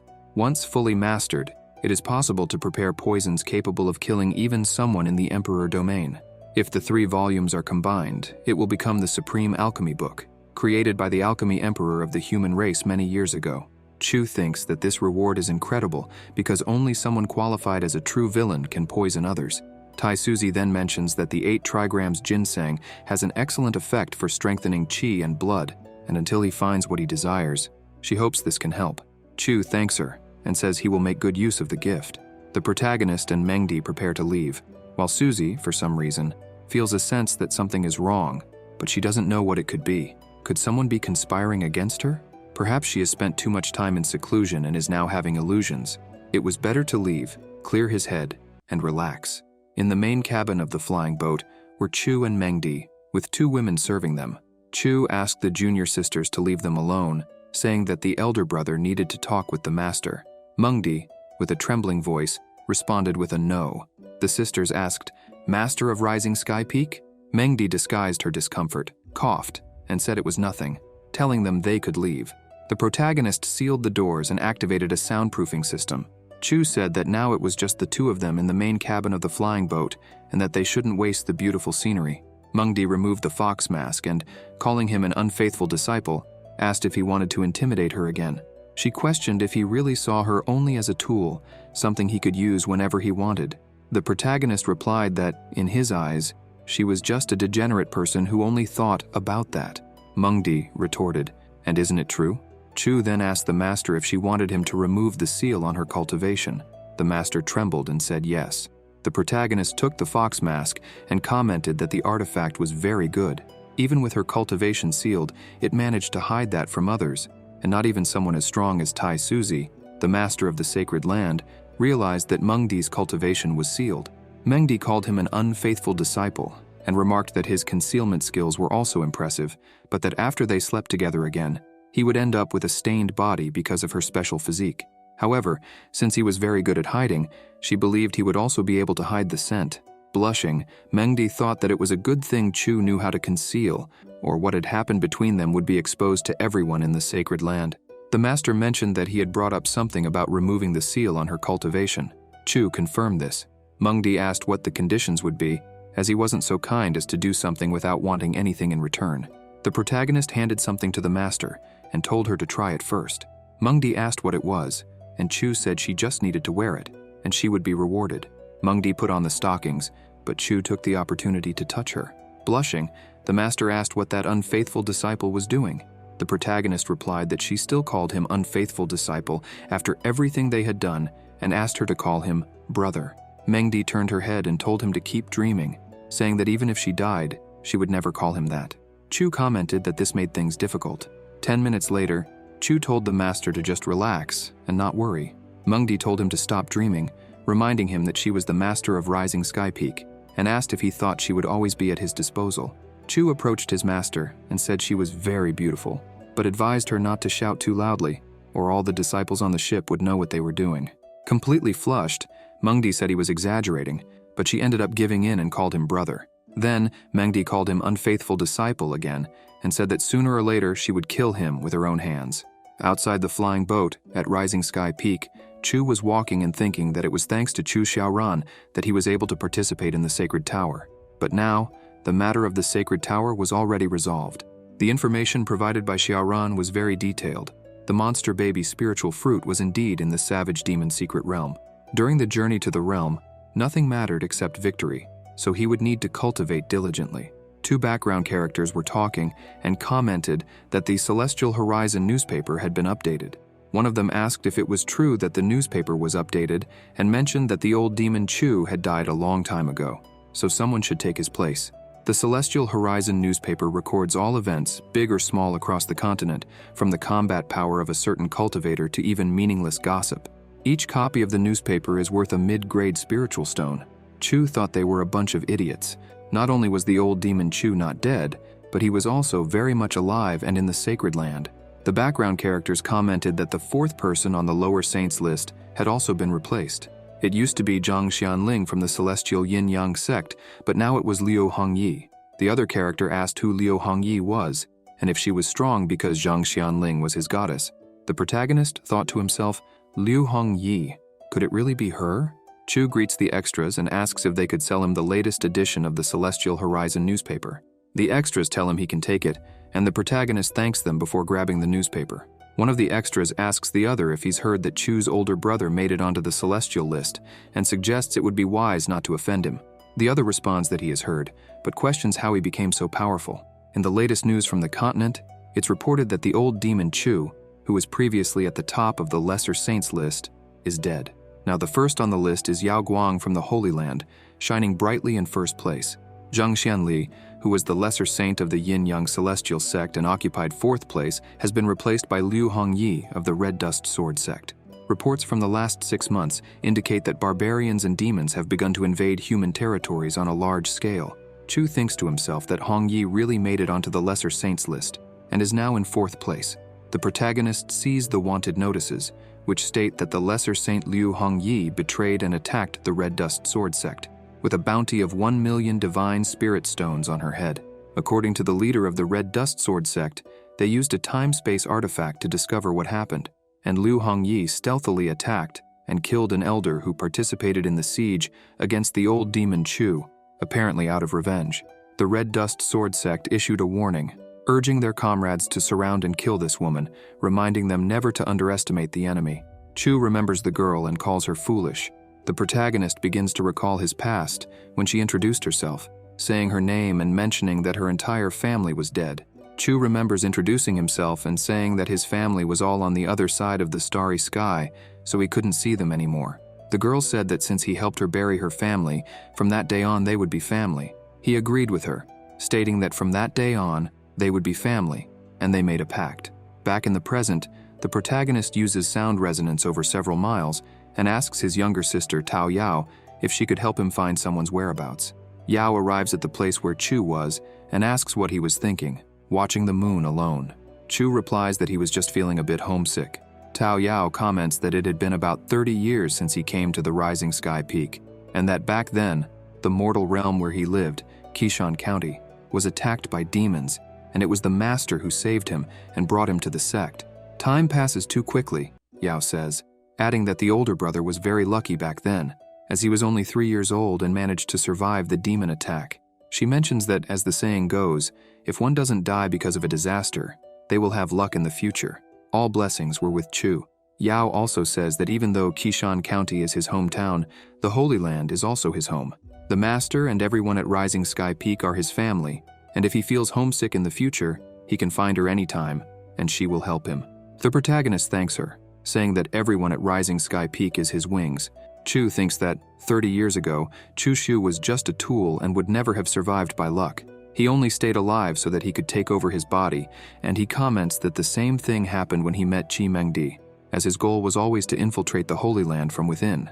Yao, blushing, thinks that lately, she's felt that the older brother has become a different person, as he used to avoid her, but now he stays close to her and touches her. Yao lifts her feet and gives Chu a kiss on the cheek, leaving the protagonist stunned by her actions. Tao Yao says that the information he had requested was there and hands him a letter. She tells Chu to rest well, as she needed to return to her cultivation. The protagonist feels embarrassed and can't believe she kissed him, thinking he needed to calm down. Chu takes the information Yao gave him and begins to read, seeing that 3 days ago, Liu Hongyi appeared in the Dongzhou Empire, in the city of Chang'an. He thinks that the city of Chang'an might be a bit difficult. In the eastern continent, in the Dongzhou Empire, in the city of Chang'an, an old man was shouting, asking if she wanted to become like the old demon Chu and be an enemy of all human forces. This is Liu Hongyi, the former lesser saint of the Red Dust Sword sect. The old man yells that his Ji family would not let her get away with it, and that she could be sure they would tear her body to pieces. Liu Hongyi strikes the old man with lightning from her sword, killing him. She lands on the ground, and a shadowy figure appears, asking what she was going to do next. Liu Hongyi responds that she was going to kill more people. The shadowy man asks if she really wanted to do that and become an enemy of the world. The woman replies that if he was the enemy of the world, then she too would be an enemy of the world, and says that if he were a Buddha, she would fight for his sake, and if he were a demon, she would massacre the world in his name. Back on the cliff where Chu was, the protagonist was cultivating and thought that he still hadn't practiced the skill he had gained from the master of the Holy Land. Since he was in a quiet and deserted place, no one would disturb him. Suddenly, a system window appears, informing him about the 9 royal marks, also known as the 9 secrets, a powerful skill between heaven and earth. By fully mastering the 9 marks, one can become invincible. The Xingzi secret is the fastest secret art in the world, and by cultivating it to the extreme, it is possible to break through large formations with ease. The greatest difficulty lies in comprehension, and to cultivate it, one must have rare talent and great understanding. Chu sighs, stands up, and comments that the Xingzi secret was really difficult to comprehend. 3 days had passed, and he had made almost no progress. Chu notices someone behind him and asks who was there. A woman appears and introduces herself, saying her name is Hua Luo Fei and that she is an elder of the Consent Sky Peak. She asks if he is Chu Shu. Chu senses that something is strange and wonders why she had a servant's seal from the Samsara celestial seal. Noting that Tai Suzy was using a different form to meet him, the protagonist finds it interesting. He greets Elder Huo and asks if she could tell him the reason she came there. Elder Huo responds that after finishing what she had to resolve, she decided to take a walk around Rising Sky Mountain and happened to stumble upon him while he was cultivating. Seeing that he was working so hard, she concluded that he was planning to go to the Wild Demon Secret Realm. Chu confirms, saying that the secret realm offers many opportunities for growth, but with them also come dangers, so he needed to cultivate diligently to ensure he could overcome any challenge. The protagonist looks at the elder, who was sitting there, and thinks that she was very beautiful. Chu sits near her and comments that he was curious about something, asking if she could clarify it for him. The elder responds that he could go ahead and speak. The protagonist says that before the era of Emperor Luo, there was a human considered a great emperor and a demon emperor, in an era that lasted 100,000 years. The human race and the demon race fought many times until the era of Emperor Luo, but why didn't the human race manage to completely exterminate the demons after the rise of the great Emperor Luo? And why didn't even the demons manage to exterminate the humans before that? Chu reflects that this was something he hadn't understood since his first reincarnation, and now that he met Tai Suzy, perhaps she knew the answer. The woman says that there seemed to have been a great understanding between the human great emperor and the demon emperor. Even with the rise of a new great emperor, he could suppress the other side, but he could not use his great emperor powers to destroy the other party. However, no one knew the reason why. It was said that when someone becomes a great emperor, they learn secrets about the stars and the continent. The protagonist comments that there could then be beings more powerful than a great emperor in that world. The woman responds that no one knows if there is a more powerful existence, but before the era of war, the primordial era, and the era of the great Emperor Luo, 17 great emperors had already emerged, yet they ultimately disappeared without leaving any trace in the world. Those who become great emperors possess exceptional talents, so why didn't they take the next step? Could it be that the path ahead doesn't exist, is destroyed, or there is no future to pursue? This was something they would have to deeply consider, but she hadn't expected to discuss the cultivation of a great emperor, as it was very ambitious. The protagonist asks if the elder was already planning to leave. She responds affirmatively and urges Chu to continue dedicating himself to his cultivation. Chu asks if they would meet again, and the woman confirms, saying they would meet after he leaves the Wild Demon Secret Realm. The protagonist agrees, saying it was settled, and that once he returns, he will be waiting for her there. The elder agrees. Suddenly, a system window appears saying, "The user truly has charisma, how mischievous." At Chimengdi's pavilion, Chu comments that cultivating the Xingzi secret required a lot of effort, so it would be better for him to find his master and ask for some cultivation materials. Outside, the protagonist hears someone asking his master for help, saying that it would be too late afterward, and that since she was Chu Shu's master, if she asked for the silver sand, he would deliver it. Mengdi responds that it's not that she doesn't want to help, but that even though she is Chu Shu's master, it wouldn't be right to ask him for something without reason. Chu, lost in his thoughts, wonders if it was the master's nephew, and recalls that he always treated his younger sister Xiaoran poorly. Even though he was strong, he didn't seem like much, and since the great nephew wanted the silver sand so badly, it would be fun to play with that fool. The protagonist enters the hall and asks Akira if he wanted the silver sand.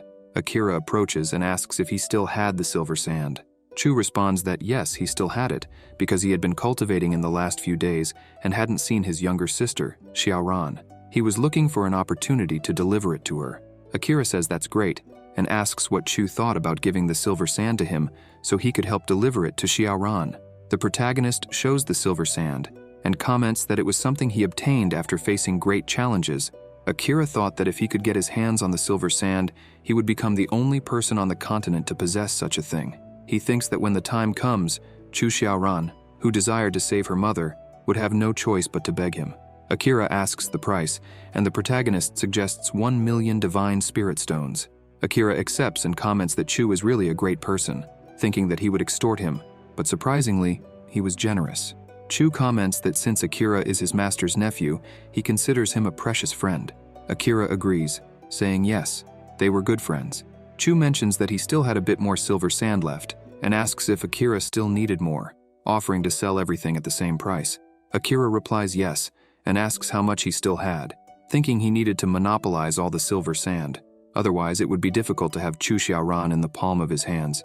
The protagonist says he only had a few left and throws a pile on the ground.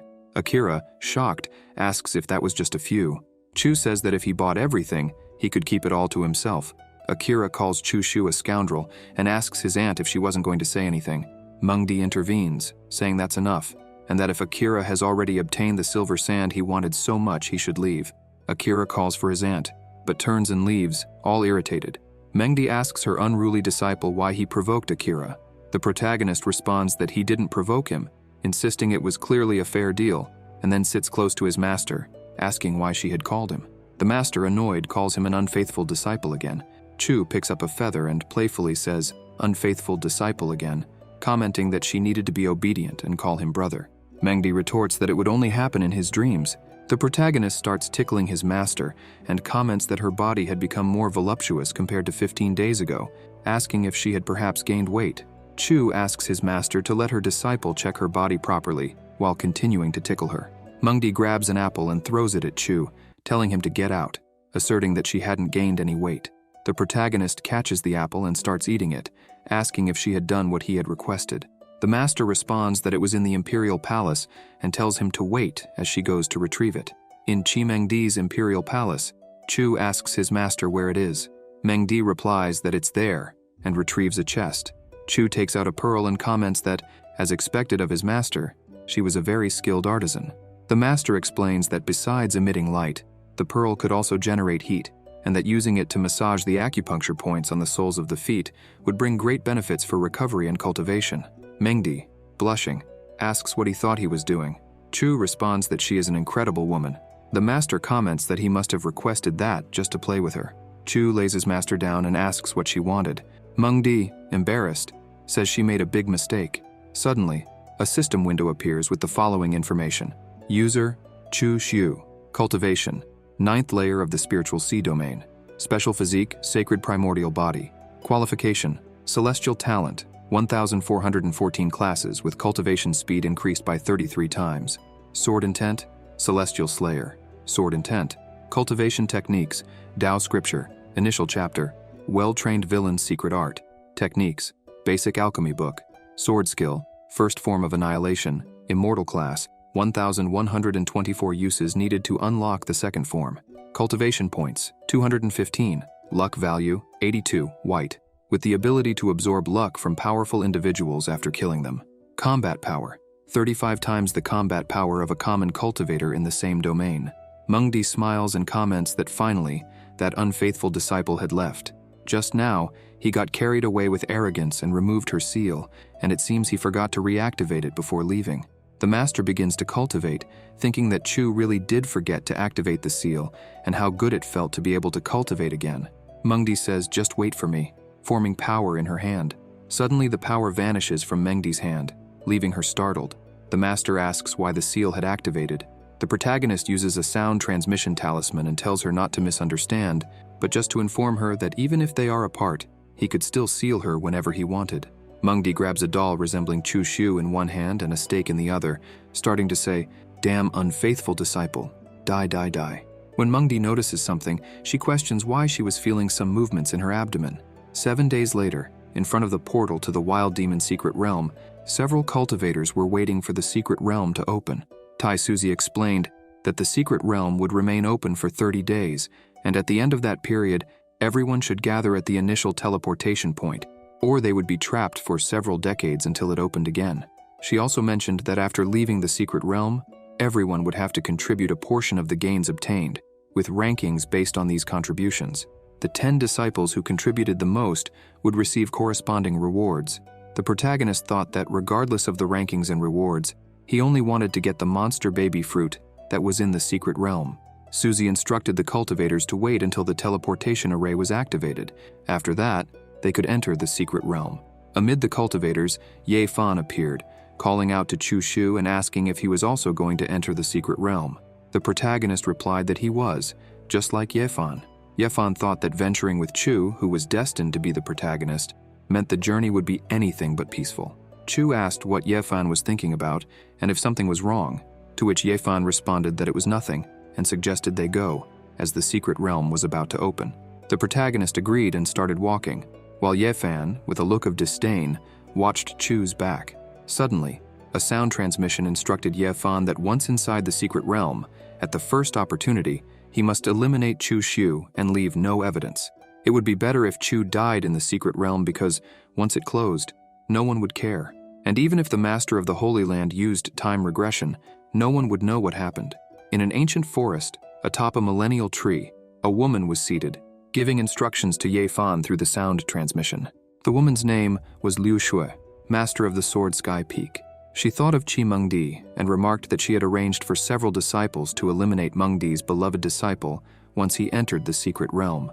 Liu Shui reflected that Mengdi shouldn't blame her for being cruel. After all, it was Mengdi's fault for allowing her disciple to become as treacherous as she was. In the distance, Liu Shui saw 2 cultivators flying on a flying boat. One was Zhan Lingyun, the heir disciple of Sword Sky Peak. The other was Xiao Yifeng, the second disciple of Rising Sky Peak. Lingyun told Yifeng that as the elder brother on the peak, he was supposed to be a brother to Chu Shu. He questioned whether it was really a good thing to do that, and whether Yifeng didn't fear provoking the wrath of the master of Rising Sky Peak after Chu Shu's death, given that he was the current genius of the peak and a candidate for the sacred sun. Yifeng replied that a dead genius isn't considered a genius, and the greatest kindness is to be killed by a brother. Besides, Chu Shu was causing too many problems for everyone, so eliminating him as soon as possible was the right choice. Liu Shui thought she wasn't the only one who wanted to eliminate Chu Shu, and agreed with them because Qi Mengdi wasn't a good person, and neither was her disciple. The protagonist was waiting for the secret realm to open when Yao and Xiaoran called out to Chu Shu. Yao asked Xiaoran why she was there too, and Xiaoran replied that, of course, it was to wish her elder brother Chu good luck. Chu, in a playful tone, asked if by any chance the 2 lovely younger sisters had important matters to resolve. Suddenly, a system window appeared stating, "The user has a lot of luck in love, perhaps on the path to becoming the true king of a harem." Tao Yao handed a sword to Chu and said it was the sovereign dragon sword that he had asked her to find, and fortunately, she had found it in the past few days. So she rushed to deliver it, hoping it would be useful. Suddenly, a system window appeared with the description of the sovereign dragon sword. Category: heavy sword. Class: earthly. Function: infused with true qi or spiritual energy, can increase cutting damage. Description: this sword was created from the spine of an ancient beast, the Azure Dragon. It is resilient and heavy, a weapon with dominant power. However, if the person wielding it does not have sufficient strength, it could cause damage to the meridians. Chu took the sovereign dragon sword and tested its aura, saying the sword was excellent, thanking Tao Yao, who responded that she was glad to have pleased her elder brother. The girl told Chu to be extremely careful after entering the secret realm because, since the secret realm opened only once every few decades, it was likely full of wild and ancient demon beasts. She also advised him not to take unnecessary risks. Chu patted Yao's head and thanked his younger sister for her concern, assuring her that he would be very careful. The girl, relieved, said that now she wouldn't have to worry. Chu then turns to Xiaoran and asks what she had come to do. Xiaoran replies that she had found some materials for setting up arrays, which could be very useful inside the secret realm. The protagonist thanks Xiaoran and comments that she was very kind. Xiaoran in turn thanks Chu and says that thanks to the silver sand he gave her, her mother had awakened. She asks if when he returns, he could come to her house for some tea, as her mother wanted to thank him personally. The protagonist responds that she is indeed very kind and that after he returns, he will definitely visit her and bring a gift for her mother. The portal to the secret realm opens, and Tai Suzy announces to the cultivators that the teleportation array was activated and the disciples who had earned the right to enter should prepare themselves. The protagonist tells the younger sisters that he is leaving and bids them farewell. Yao comments that Chu was really in a hurry, since she hadn't even finished speaking. Xiaoran says that there were essential items in the secret realm, so it was obvious that Chu was eager to enter. Tao Yao, irritated, frowns and tells Xiaoran to stay away from her elder brother, saying not to act as if she understood him so well. Xiaoran, surprised, asks what Tao Yao meant by that, asserting that she and brother Chu Shu had an honest and transparent relationship. Nothing dirty, as Yao thought. Why should she stay away from him? Xiaoran also comments that Yao shouldn't be so impatient and angry, because if she keeps it up, she'll end up with wrinkles. Tao Yao, visibly annoyed, asks if she was being impatient and angry. Xiaoran responds that Tao Yao was acting like a jealous girlfriend, so it's no wonder brother Chu left quickly. Tao Yao, irritated, ends up releasing her aura and asks if Chu Xiaoran was provoking her, scaring those around her with her presence. In the wild demon secret realm, several cultivators were discussing how vast the place was. One of them comments that his master had said the secret realm was over 10 million miles in diameter. With such a large area, there should be many opportunities, so it would be better to form groups. That way each group could explore a corner in search of treasures. Meanwhile, the protagonist, away from the group, pondered whether he should look for Ye Fan. He believed that by traveling with Ye Fan, he could take advantage of his protagonist's aura and significantly increase his gains. Suddenly, a group of extras shouts upon spotting Chu Shu, urging everyone to attack together. Chu, incredulous, wonders what he could have done to offend someone, as he couldn't remember anything recent. Suddenly, a system window appears, asking, couldn't the user be a bit more perceptive? The extras draw their weapons, surrounded by aura, and charge at Chu. The protagonist starts running, realizing he couldn't fight against so many opponents. He quickly grabs his flying boat, commenting that the best strategy in such a situation was to retreat. Chu jumps onto the boat and takes off at high speed.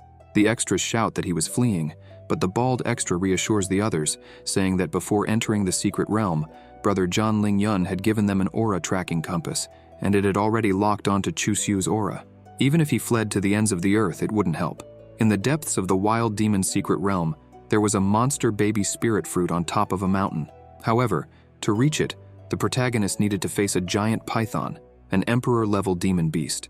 The python opens its mouth to attack Chu, but he activates the Xingzi secret and charges at the giant python, easily cutting off its head and defeating it. Suddenly, the dead snake begins to transform into a black flower. Then, a system window appears asking if he would like to exchange it for cultivation points. Chu accepts the exchange, and a system message informs him that the exchange was successful, and he obtained 70,000 cultivation points. The protagonist sighs, commenting that he had finally gathered the 500,000 points. Suddenly, a new system window appears, asking him to choose one of the options to be improved: Celestial Slayer Sword Intent, Dao Scripture, First Form of Annihilation, Sword Skill, Xingzi Secret, or the Basic Alchemy Book. Due to Chu's unique constitution, his innate talent was enhanced, and his understanding of the Xingzi Secret deepened, granting him new insights and greater comprehension. He remarks that he successfully improved the Xingzi Secret technique and decides that it's time to retrieve the monster baby spirit fruit. Chu ascends the mountain with his flying boat to where the fruit was located. Upon observing the color of the fruit, he realizes that it hasn't ripened yet. A new system window appears, informing him that his luck is too low and that the monster baby spirit fruit has not ripened. Despite having fought a great battle against the giant python, the fruit still hadn't matured, which he considers a great misfortune. Frustrated, Chu comments that since the fruit hasn't ripened, there's nothing he can do about it. Suddenly, another system window appears, saying, "Damn, you shouldn't be plotting things, you villain. You really are the old demon." The protagonist was searching and gathering spiritual herbs when a group of extras appeared, commenting, "Senior brother Chu Shu is also here." The leader of the group, Chen Mufan, asked Chu if he was there alone. The protagonist, in response, simply asked if they were also there to kill him. Mufan, through a sound transmission to his group, instructed them to hide their killing intent and not let Chu notice, as he was very fast, and if he tried to escape, they alone wouldn't be able to stop him. "First, let's try to stall him until the others arrive so we can surround him," the group members responded. "Understood, leader." Mufan, feigning innocence, asked what the meaning of that was, as it was a great offense to kill fellow disciples. and asked Chu if someone was chasing him. The girl in the group, curious, asked who would dare to chase a great disciple like senior brother Chu and suggested that he tell them who was after him, as perhaps they could help. Chu sighed and said that he didn't know the identity of the pursuers, but that there were indeed some people after him. The girl then took the protagonist's hand and asked if he wanted to join them, saying that if they encountered the pursuers, they could help him. The other group members assured Chu that if he joined them, no one would dare lay a hand on him. The girl, with a sweet expression, thought to herself that they were acting like pros, while Chu reflected that this junior sister seemed very capable. The girl used a sound transmission to calm her group, saying that although Chu seemed like a pervert, he had a big heart. The other extras commented that showing concern for his safety was really amusing, but little did he know that they were also after him. However, they couldn't blame him after all. They were very convincing. The chubby one in the group commented that Chu was a genius who had surpassed limits, undoubtedly a pillar for the future of the Holy Land, and that even if they all were killed, the senior brother would be safe, as the losses for the Holy Land would be too great. The girl told Chu to stay with them, assuring him that they would help him. The protagonist, touched, responded that he was deeply moved by everyone and that, since that was the case, he would agree to join them. The girl hugged Chu, trying to seduce him, and assured him that he didn't need to worry, as they were all like a family in the Holy Land, while pressing her chest against Chu's arm. The protagonist then asked everyone to follow him and commented that he had a roasted lamb that was prepared by his junior sister Xiaoran, and that she had given it to him before he entered the secret realm. He mentioned that even if he wanted to, he couldn't eat it all by himself, but fortunately, they found him there, so they could eat together. The group of extras was left speechless. The protagonist served the girl and said that since they had met, it must be fate, so they should enjoy themselves, eat and drink until they were happy. Mufan commented that brother Chu didn't need to be so polite. Chu began to drink the wine. The girl thought that there was no poison in the wine, and another extra commented that the wine was wonderful. The protagonist said it was excellent wine from his master's cellar, which he had taken secretly, and suggested that they eat the roasted lamb and drink plenty of alcohol, as those are the things a true man does. The extras remarked that the meat was also delicious. Chu then said that since it was good and tasty, they should have more, and if it wasn't enough, he had more in his storage ring. After the banquet, Chu calls the group together. The group of bystanders comments that Chu could speak. The protagonist mentions that Yifeng and Ling Yun had offered so many benefits that they were willing to kill him. The group of bystanders is shocked, and Mufan asks when he had noticed, while grabbing his hammer. Chu replies that it was obvious from the moment they showed up. Mufan charges at the protagonist with his hammer and attacks him. Chu uses the Xingzi secret technique and dodges Mufan's attack with ease, telling them they'd better check their bodies. The group of bystanders notices a mark growing inside their bodies and asks if he had poisoned the wine. The protagonist responds that his poison wasn't in the wine. Suddenly, a system window appears saying, "I'm cracking up.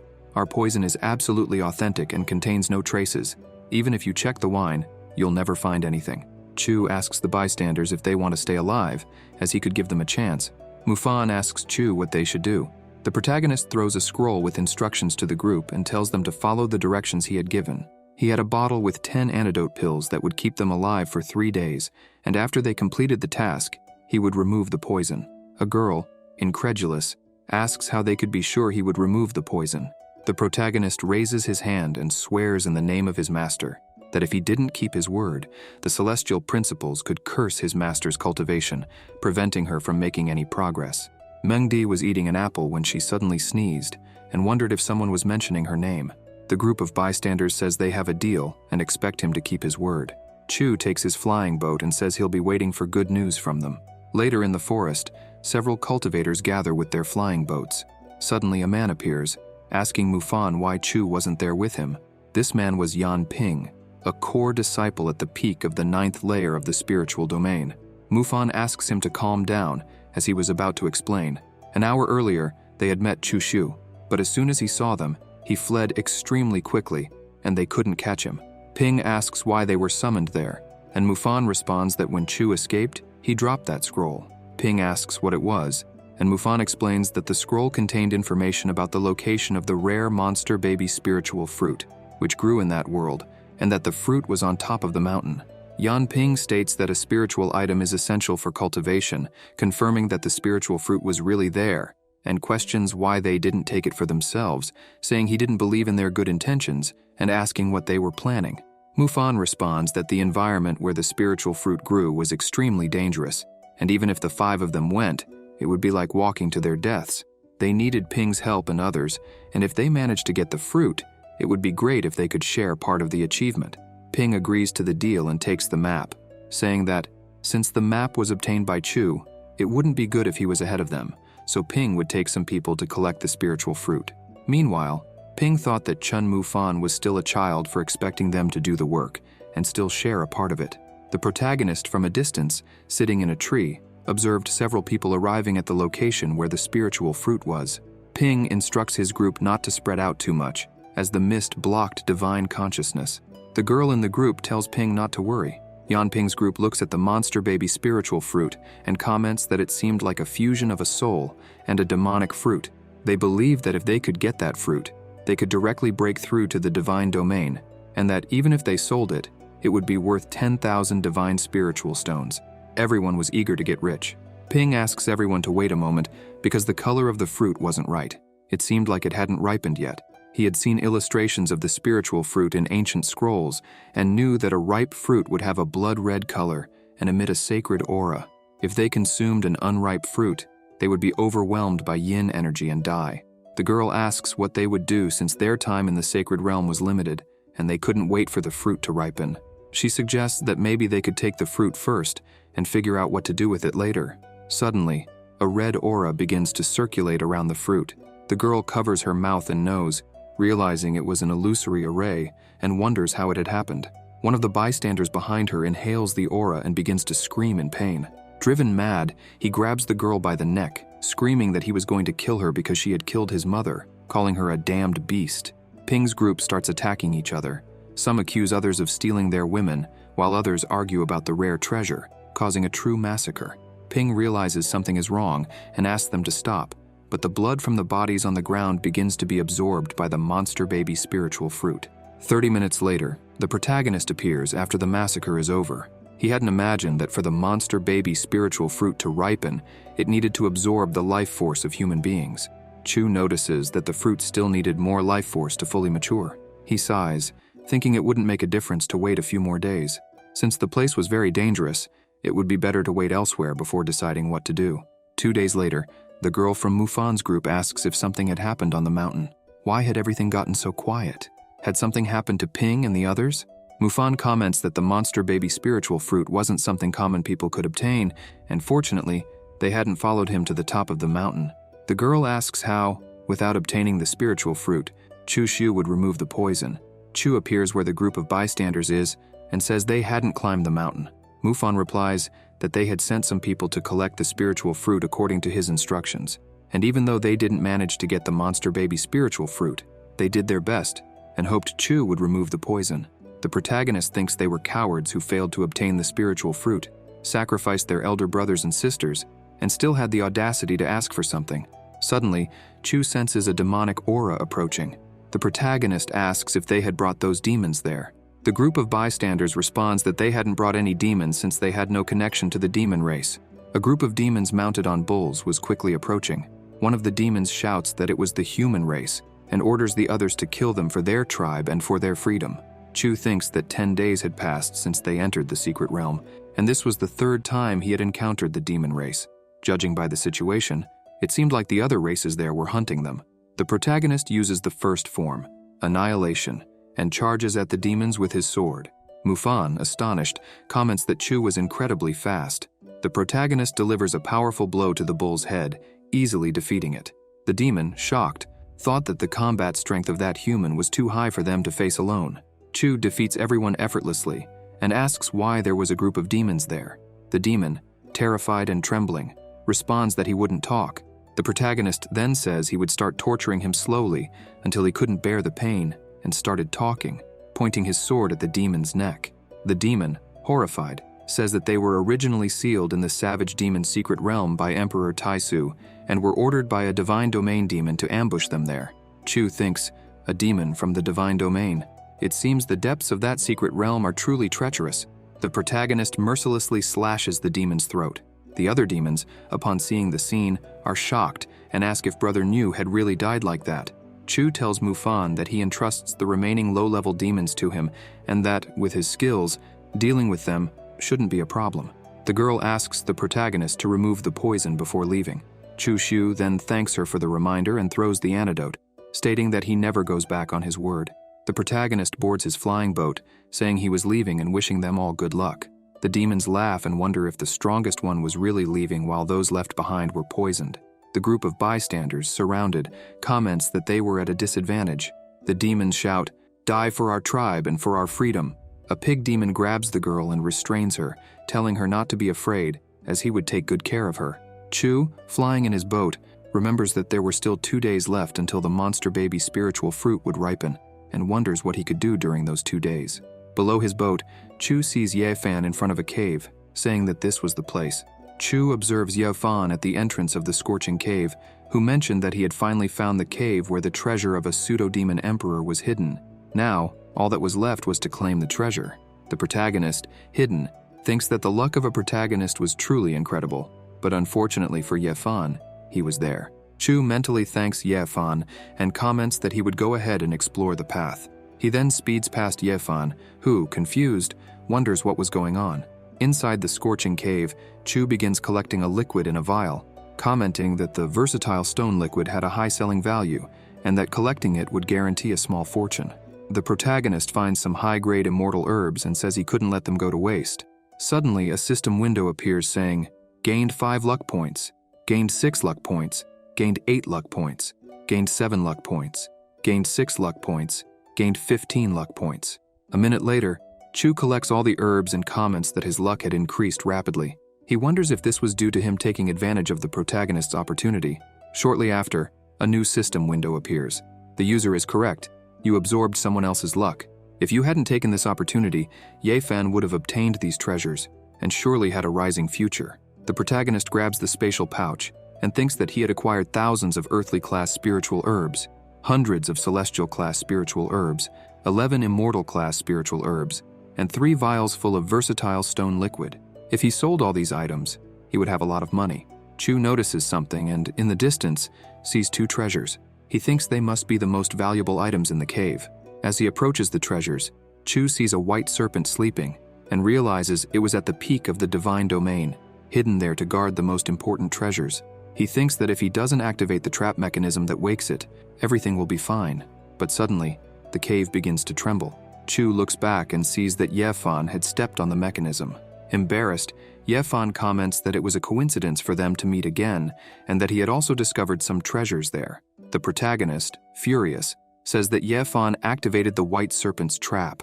The serpent wakes up and roars in their direction. Chu thinks he needs to grab the treasures quickly and get out of there. He couldn't waste time or he'd be in trouble. He rushes out, leaving Ye Fan behind with the white serpent. Ye, realizing the situation had gotten really bad, comments on his misfortune. Outside the secret realm, all the masters were cultivating together when suddenly, an old man comes running, saying that something terrible had happened. A large number of tokens from the disciples who had entered the secret realm had broken. Mengdi, alarmed, asks how many had broken. The old man replies that a total of 775 tokens had broken. Mengdi asks about the token of her disciple Chu Xiu, and the old man says that his token had not broken yet. Mengdi comments that a major incident must have occurred inside the savage demon's secret realm, as never before in so many years had so many disciples died. The master wondered why she was so worried about that unfaithful disciple, thinking that perhaps it would be better if he died. Susie tells everyone not to worry, as she will use the illusory eye to take a look at the situation. Susie uses the illusory eye to peer into the secret realm. The humans who saw the illusory eye commented that someone from outside the secret realm was watching them. The demons, upon seeing the illusory eye, wondered if the human race was planning to attack them, as they didn't want to die.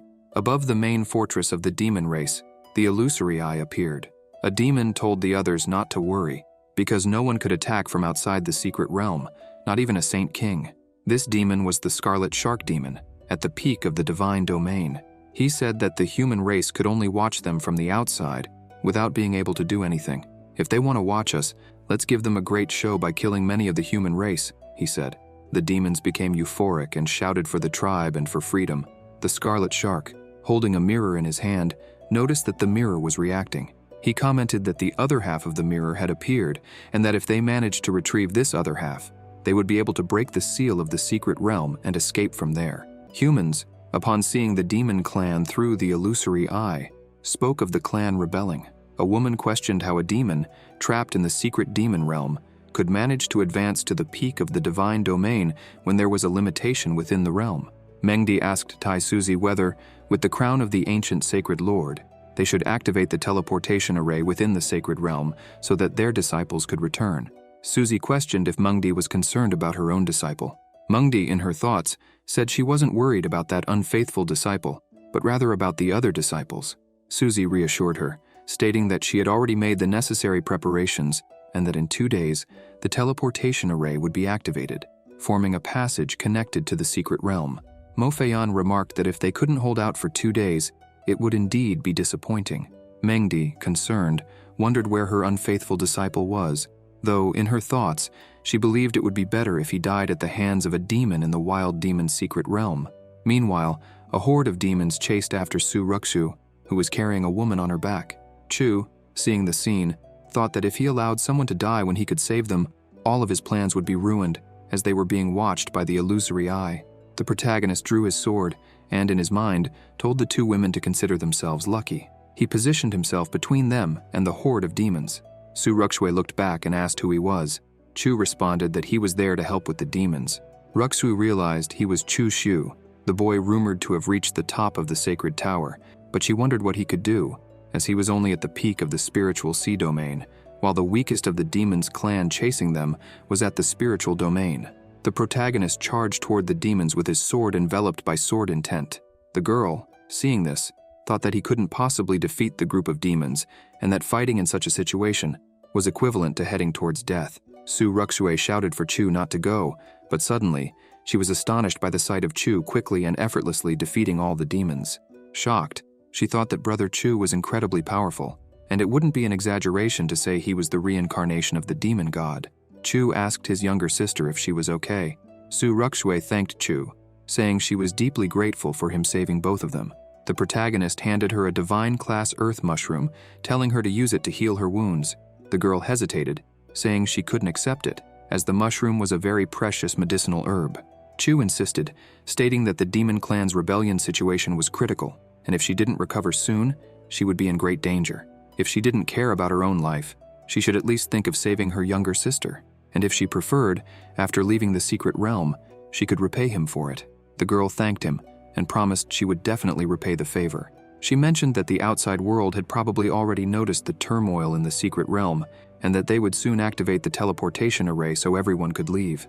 Chu commented that even with the medicinal herb, it would still take time to recover, so it would be best for her to go to the plaza where the teleportation array was and wait for it to be activated.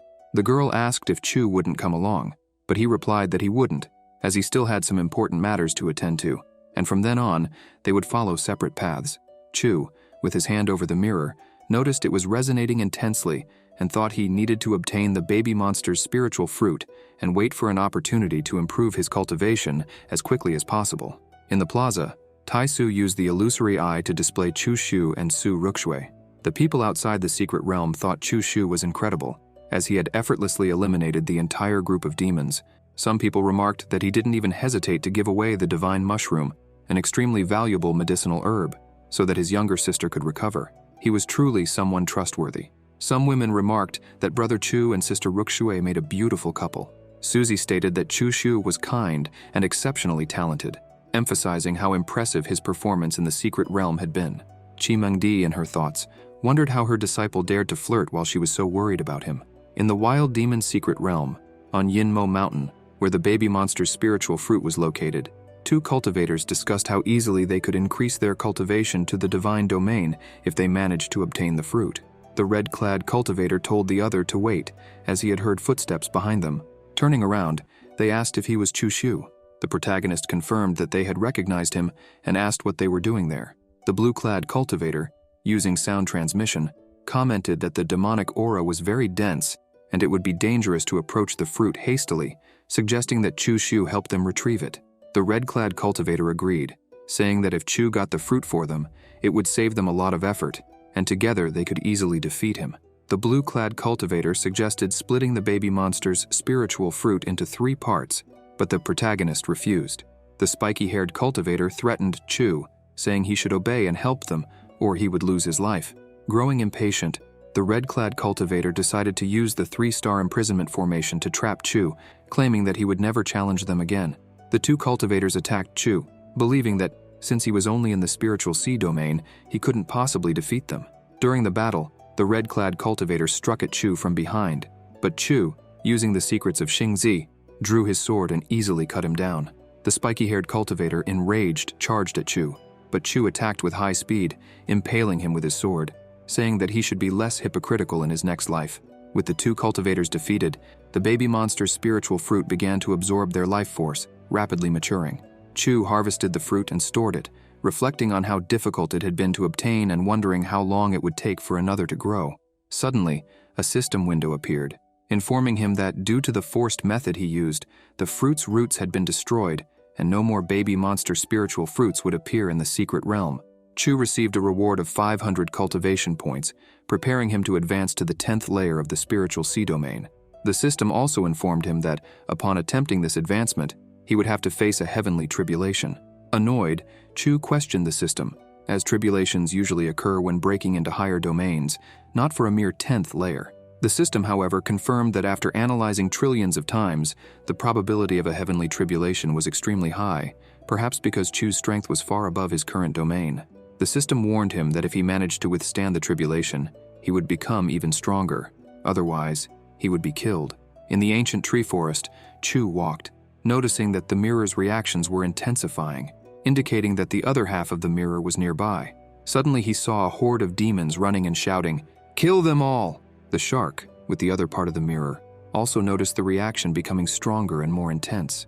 Chu wondered if the person with the other half of the mirror was close. Hidden behind the trees, he reflected on whether that could be the leader of the demon clan's army. The strong reaction of the mirror indicated that the other half was very close, and Chu began to consider that perhaps the leader of the demon clan in the secret realm was the one who possessed the other half. In doubt, Chu asked the system if he was really going to face a heavenly tribulation, to which the system responded with absolute certainty. Smiling mischievously, Chu remarked that this was truly wonderful. At the teleportation array plaza, Chu arrived on his flying boat. Many cultivators were there, injured and terrified, some wondering how they would return, while others were asking for medicinal herbs or help to save their friends. Seeing the wounded people, Chu thought that the demon clan was determined to kill everyone and that he hadn't imagined they could be as cruel as he was. A system window appeared, reminding Chu that, aside from being pursued by the demon leader, he still had to face the heavenly tribulation, asking if he had thought about how to handle these problems. Chu, confident, replied that he knew what needed to be done and wasn't worried. Near the teleportation array, the demon horde was approaching, and the cultivators screamed that the demon clan was about to attack them in large numbers. The shark leader waved the half of the mirror, releasing an aura that spread across the array's barrier. The humans noticed that the demon's aura was far superior, and many believed they stood no chance against them. They commented that the demons would probably destroy the defensive array, as the mirror in the leader's hands seemed to be an Imperial-class artifact. The demon leader then asked the cultivators if they preferred to live or die, saying that if they wanted to live, they should hand over whoever had the other half of the mirror. At that moment, Chu appeared, holding the other half of the mirror, and asked if that was what they were looking for. In the central plaza of the sacred land, the cultivators watched the scene through the illusory eye. A woman remarked that Chu had attracted the demon clan, putting all the other disciples in danger. Mengdi, worried, thought about how her disciple could do something so risky. The situation had escalated too quickly, and now there were only 2 options. Either the disciples would throw him out of the defensive array, or he would sacrifice himself and leave on his own. But regardless of the choice, the result would be the same, as Chu did not have enough strength to defeat the demon clan leader. Mengdi looked at Suzy and wondered if it was necessary to use the contingency plan left by the ancient emperor, even though it could cause the secret realm to collapse. Back at the teleportation plaza, one of the cultivators maliciously suggested that, since Chu was the true central disciple, he should sacrifice himself for the younger disciples. Su Ruxue, furious, asked if he really intended to sacrifice Brother Chu. The cultivator argued that Chu would be sacrificing himself for a good cause, but Ruxue questioned the other cultivators, asking if they really thought that sacrificing Chu would make the demons spare them. Instead of joining forces to resist, They were just trying to throw him out of the array, which, according to Ruxu, was ridiculous and would only make the demons despise humans even more. The demon leader began counting down, promising to attack if Chu didn't leave in 5 seconds. Desperate, the cultivators begged Chu to leave and not be cruel, believing that the demons wouldn't harm them if he surrendered. Seeing the situation, Ruxu was speechless. Chu placed a hand on her shoulder, thanking her for standing by his side, but asked her to leave the rest to him. The protagonist then stepped out of the array and walked toward the demons. Suzy, watching from afar, asked if Chu Shu was really going to face the demon clan alone. Mengdi, with clenched fists, wondered if this was truly Chu's choice. The demon leader remarked to Chu that he wasn't bad at all, as he was braver than the others. Chu then opened a box in front of the shark, who saw that it contained the baby monster's spiritual fruit, and asked if it had ripened. The leader, excited, ordered his subordinates to quickly take the spiritual fruit from Chu's hands. The demons surrounded Chu Shu and charged toward him, while the shark leader promised rewards to whoever could seize the fruit. However, Chu bit into the fruit, commented that it tasted good, and asked the system to activate the Tao scripture. A system window appeared, informing him, "It has been detected that the user possesses the primordial sacred body. The Tao scripture will be activated, and 10,000 cultivation points will be consumed." Thus, 10,000 points were consumed, and the advancement process began. Your sacred body has undergone a transformation. You have reached the true peak of the spiritual sea domain and broken through to the 9th layer of the spiritual pillar domain. The heavenly tribulation is about to begin. Please prepare yourself. The window informed him that the heavenly tribulation would begin in 10 seconds. Suddenly, an aura began to form around Chu, above a lotus flower. He shouted for the demons to taste the heavenly tribulation. The tribulation then descended upon them, blasting all the demons away. If you enjoyed this video, subscribe to the channel, hit the bell icon, and like the video. Thank you.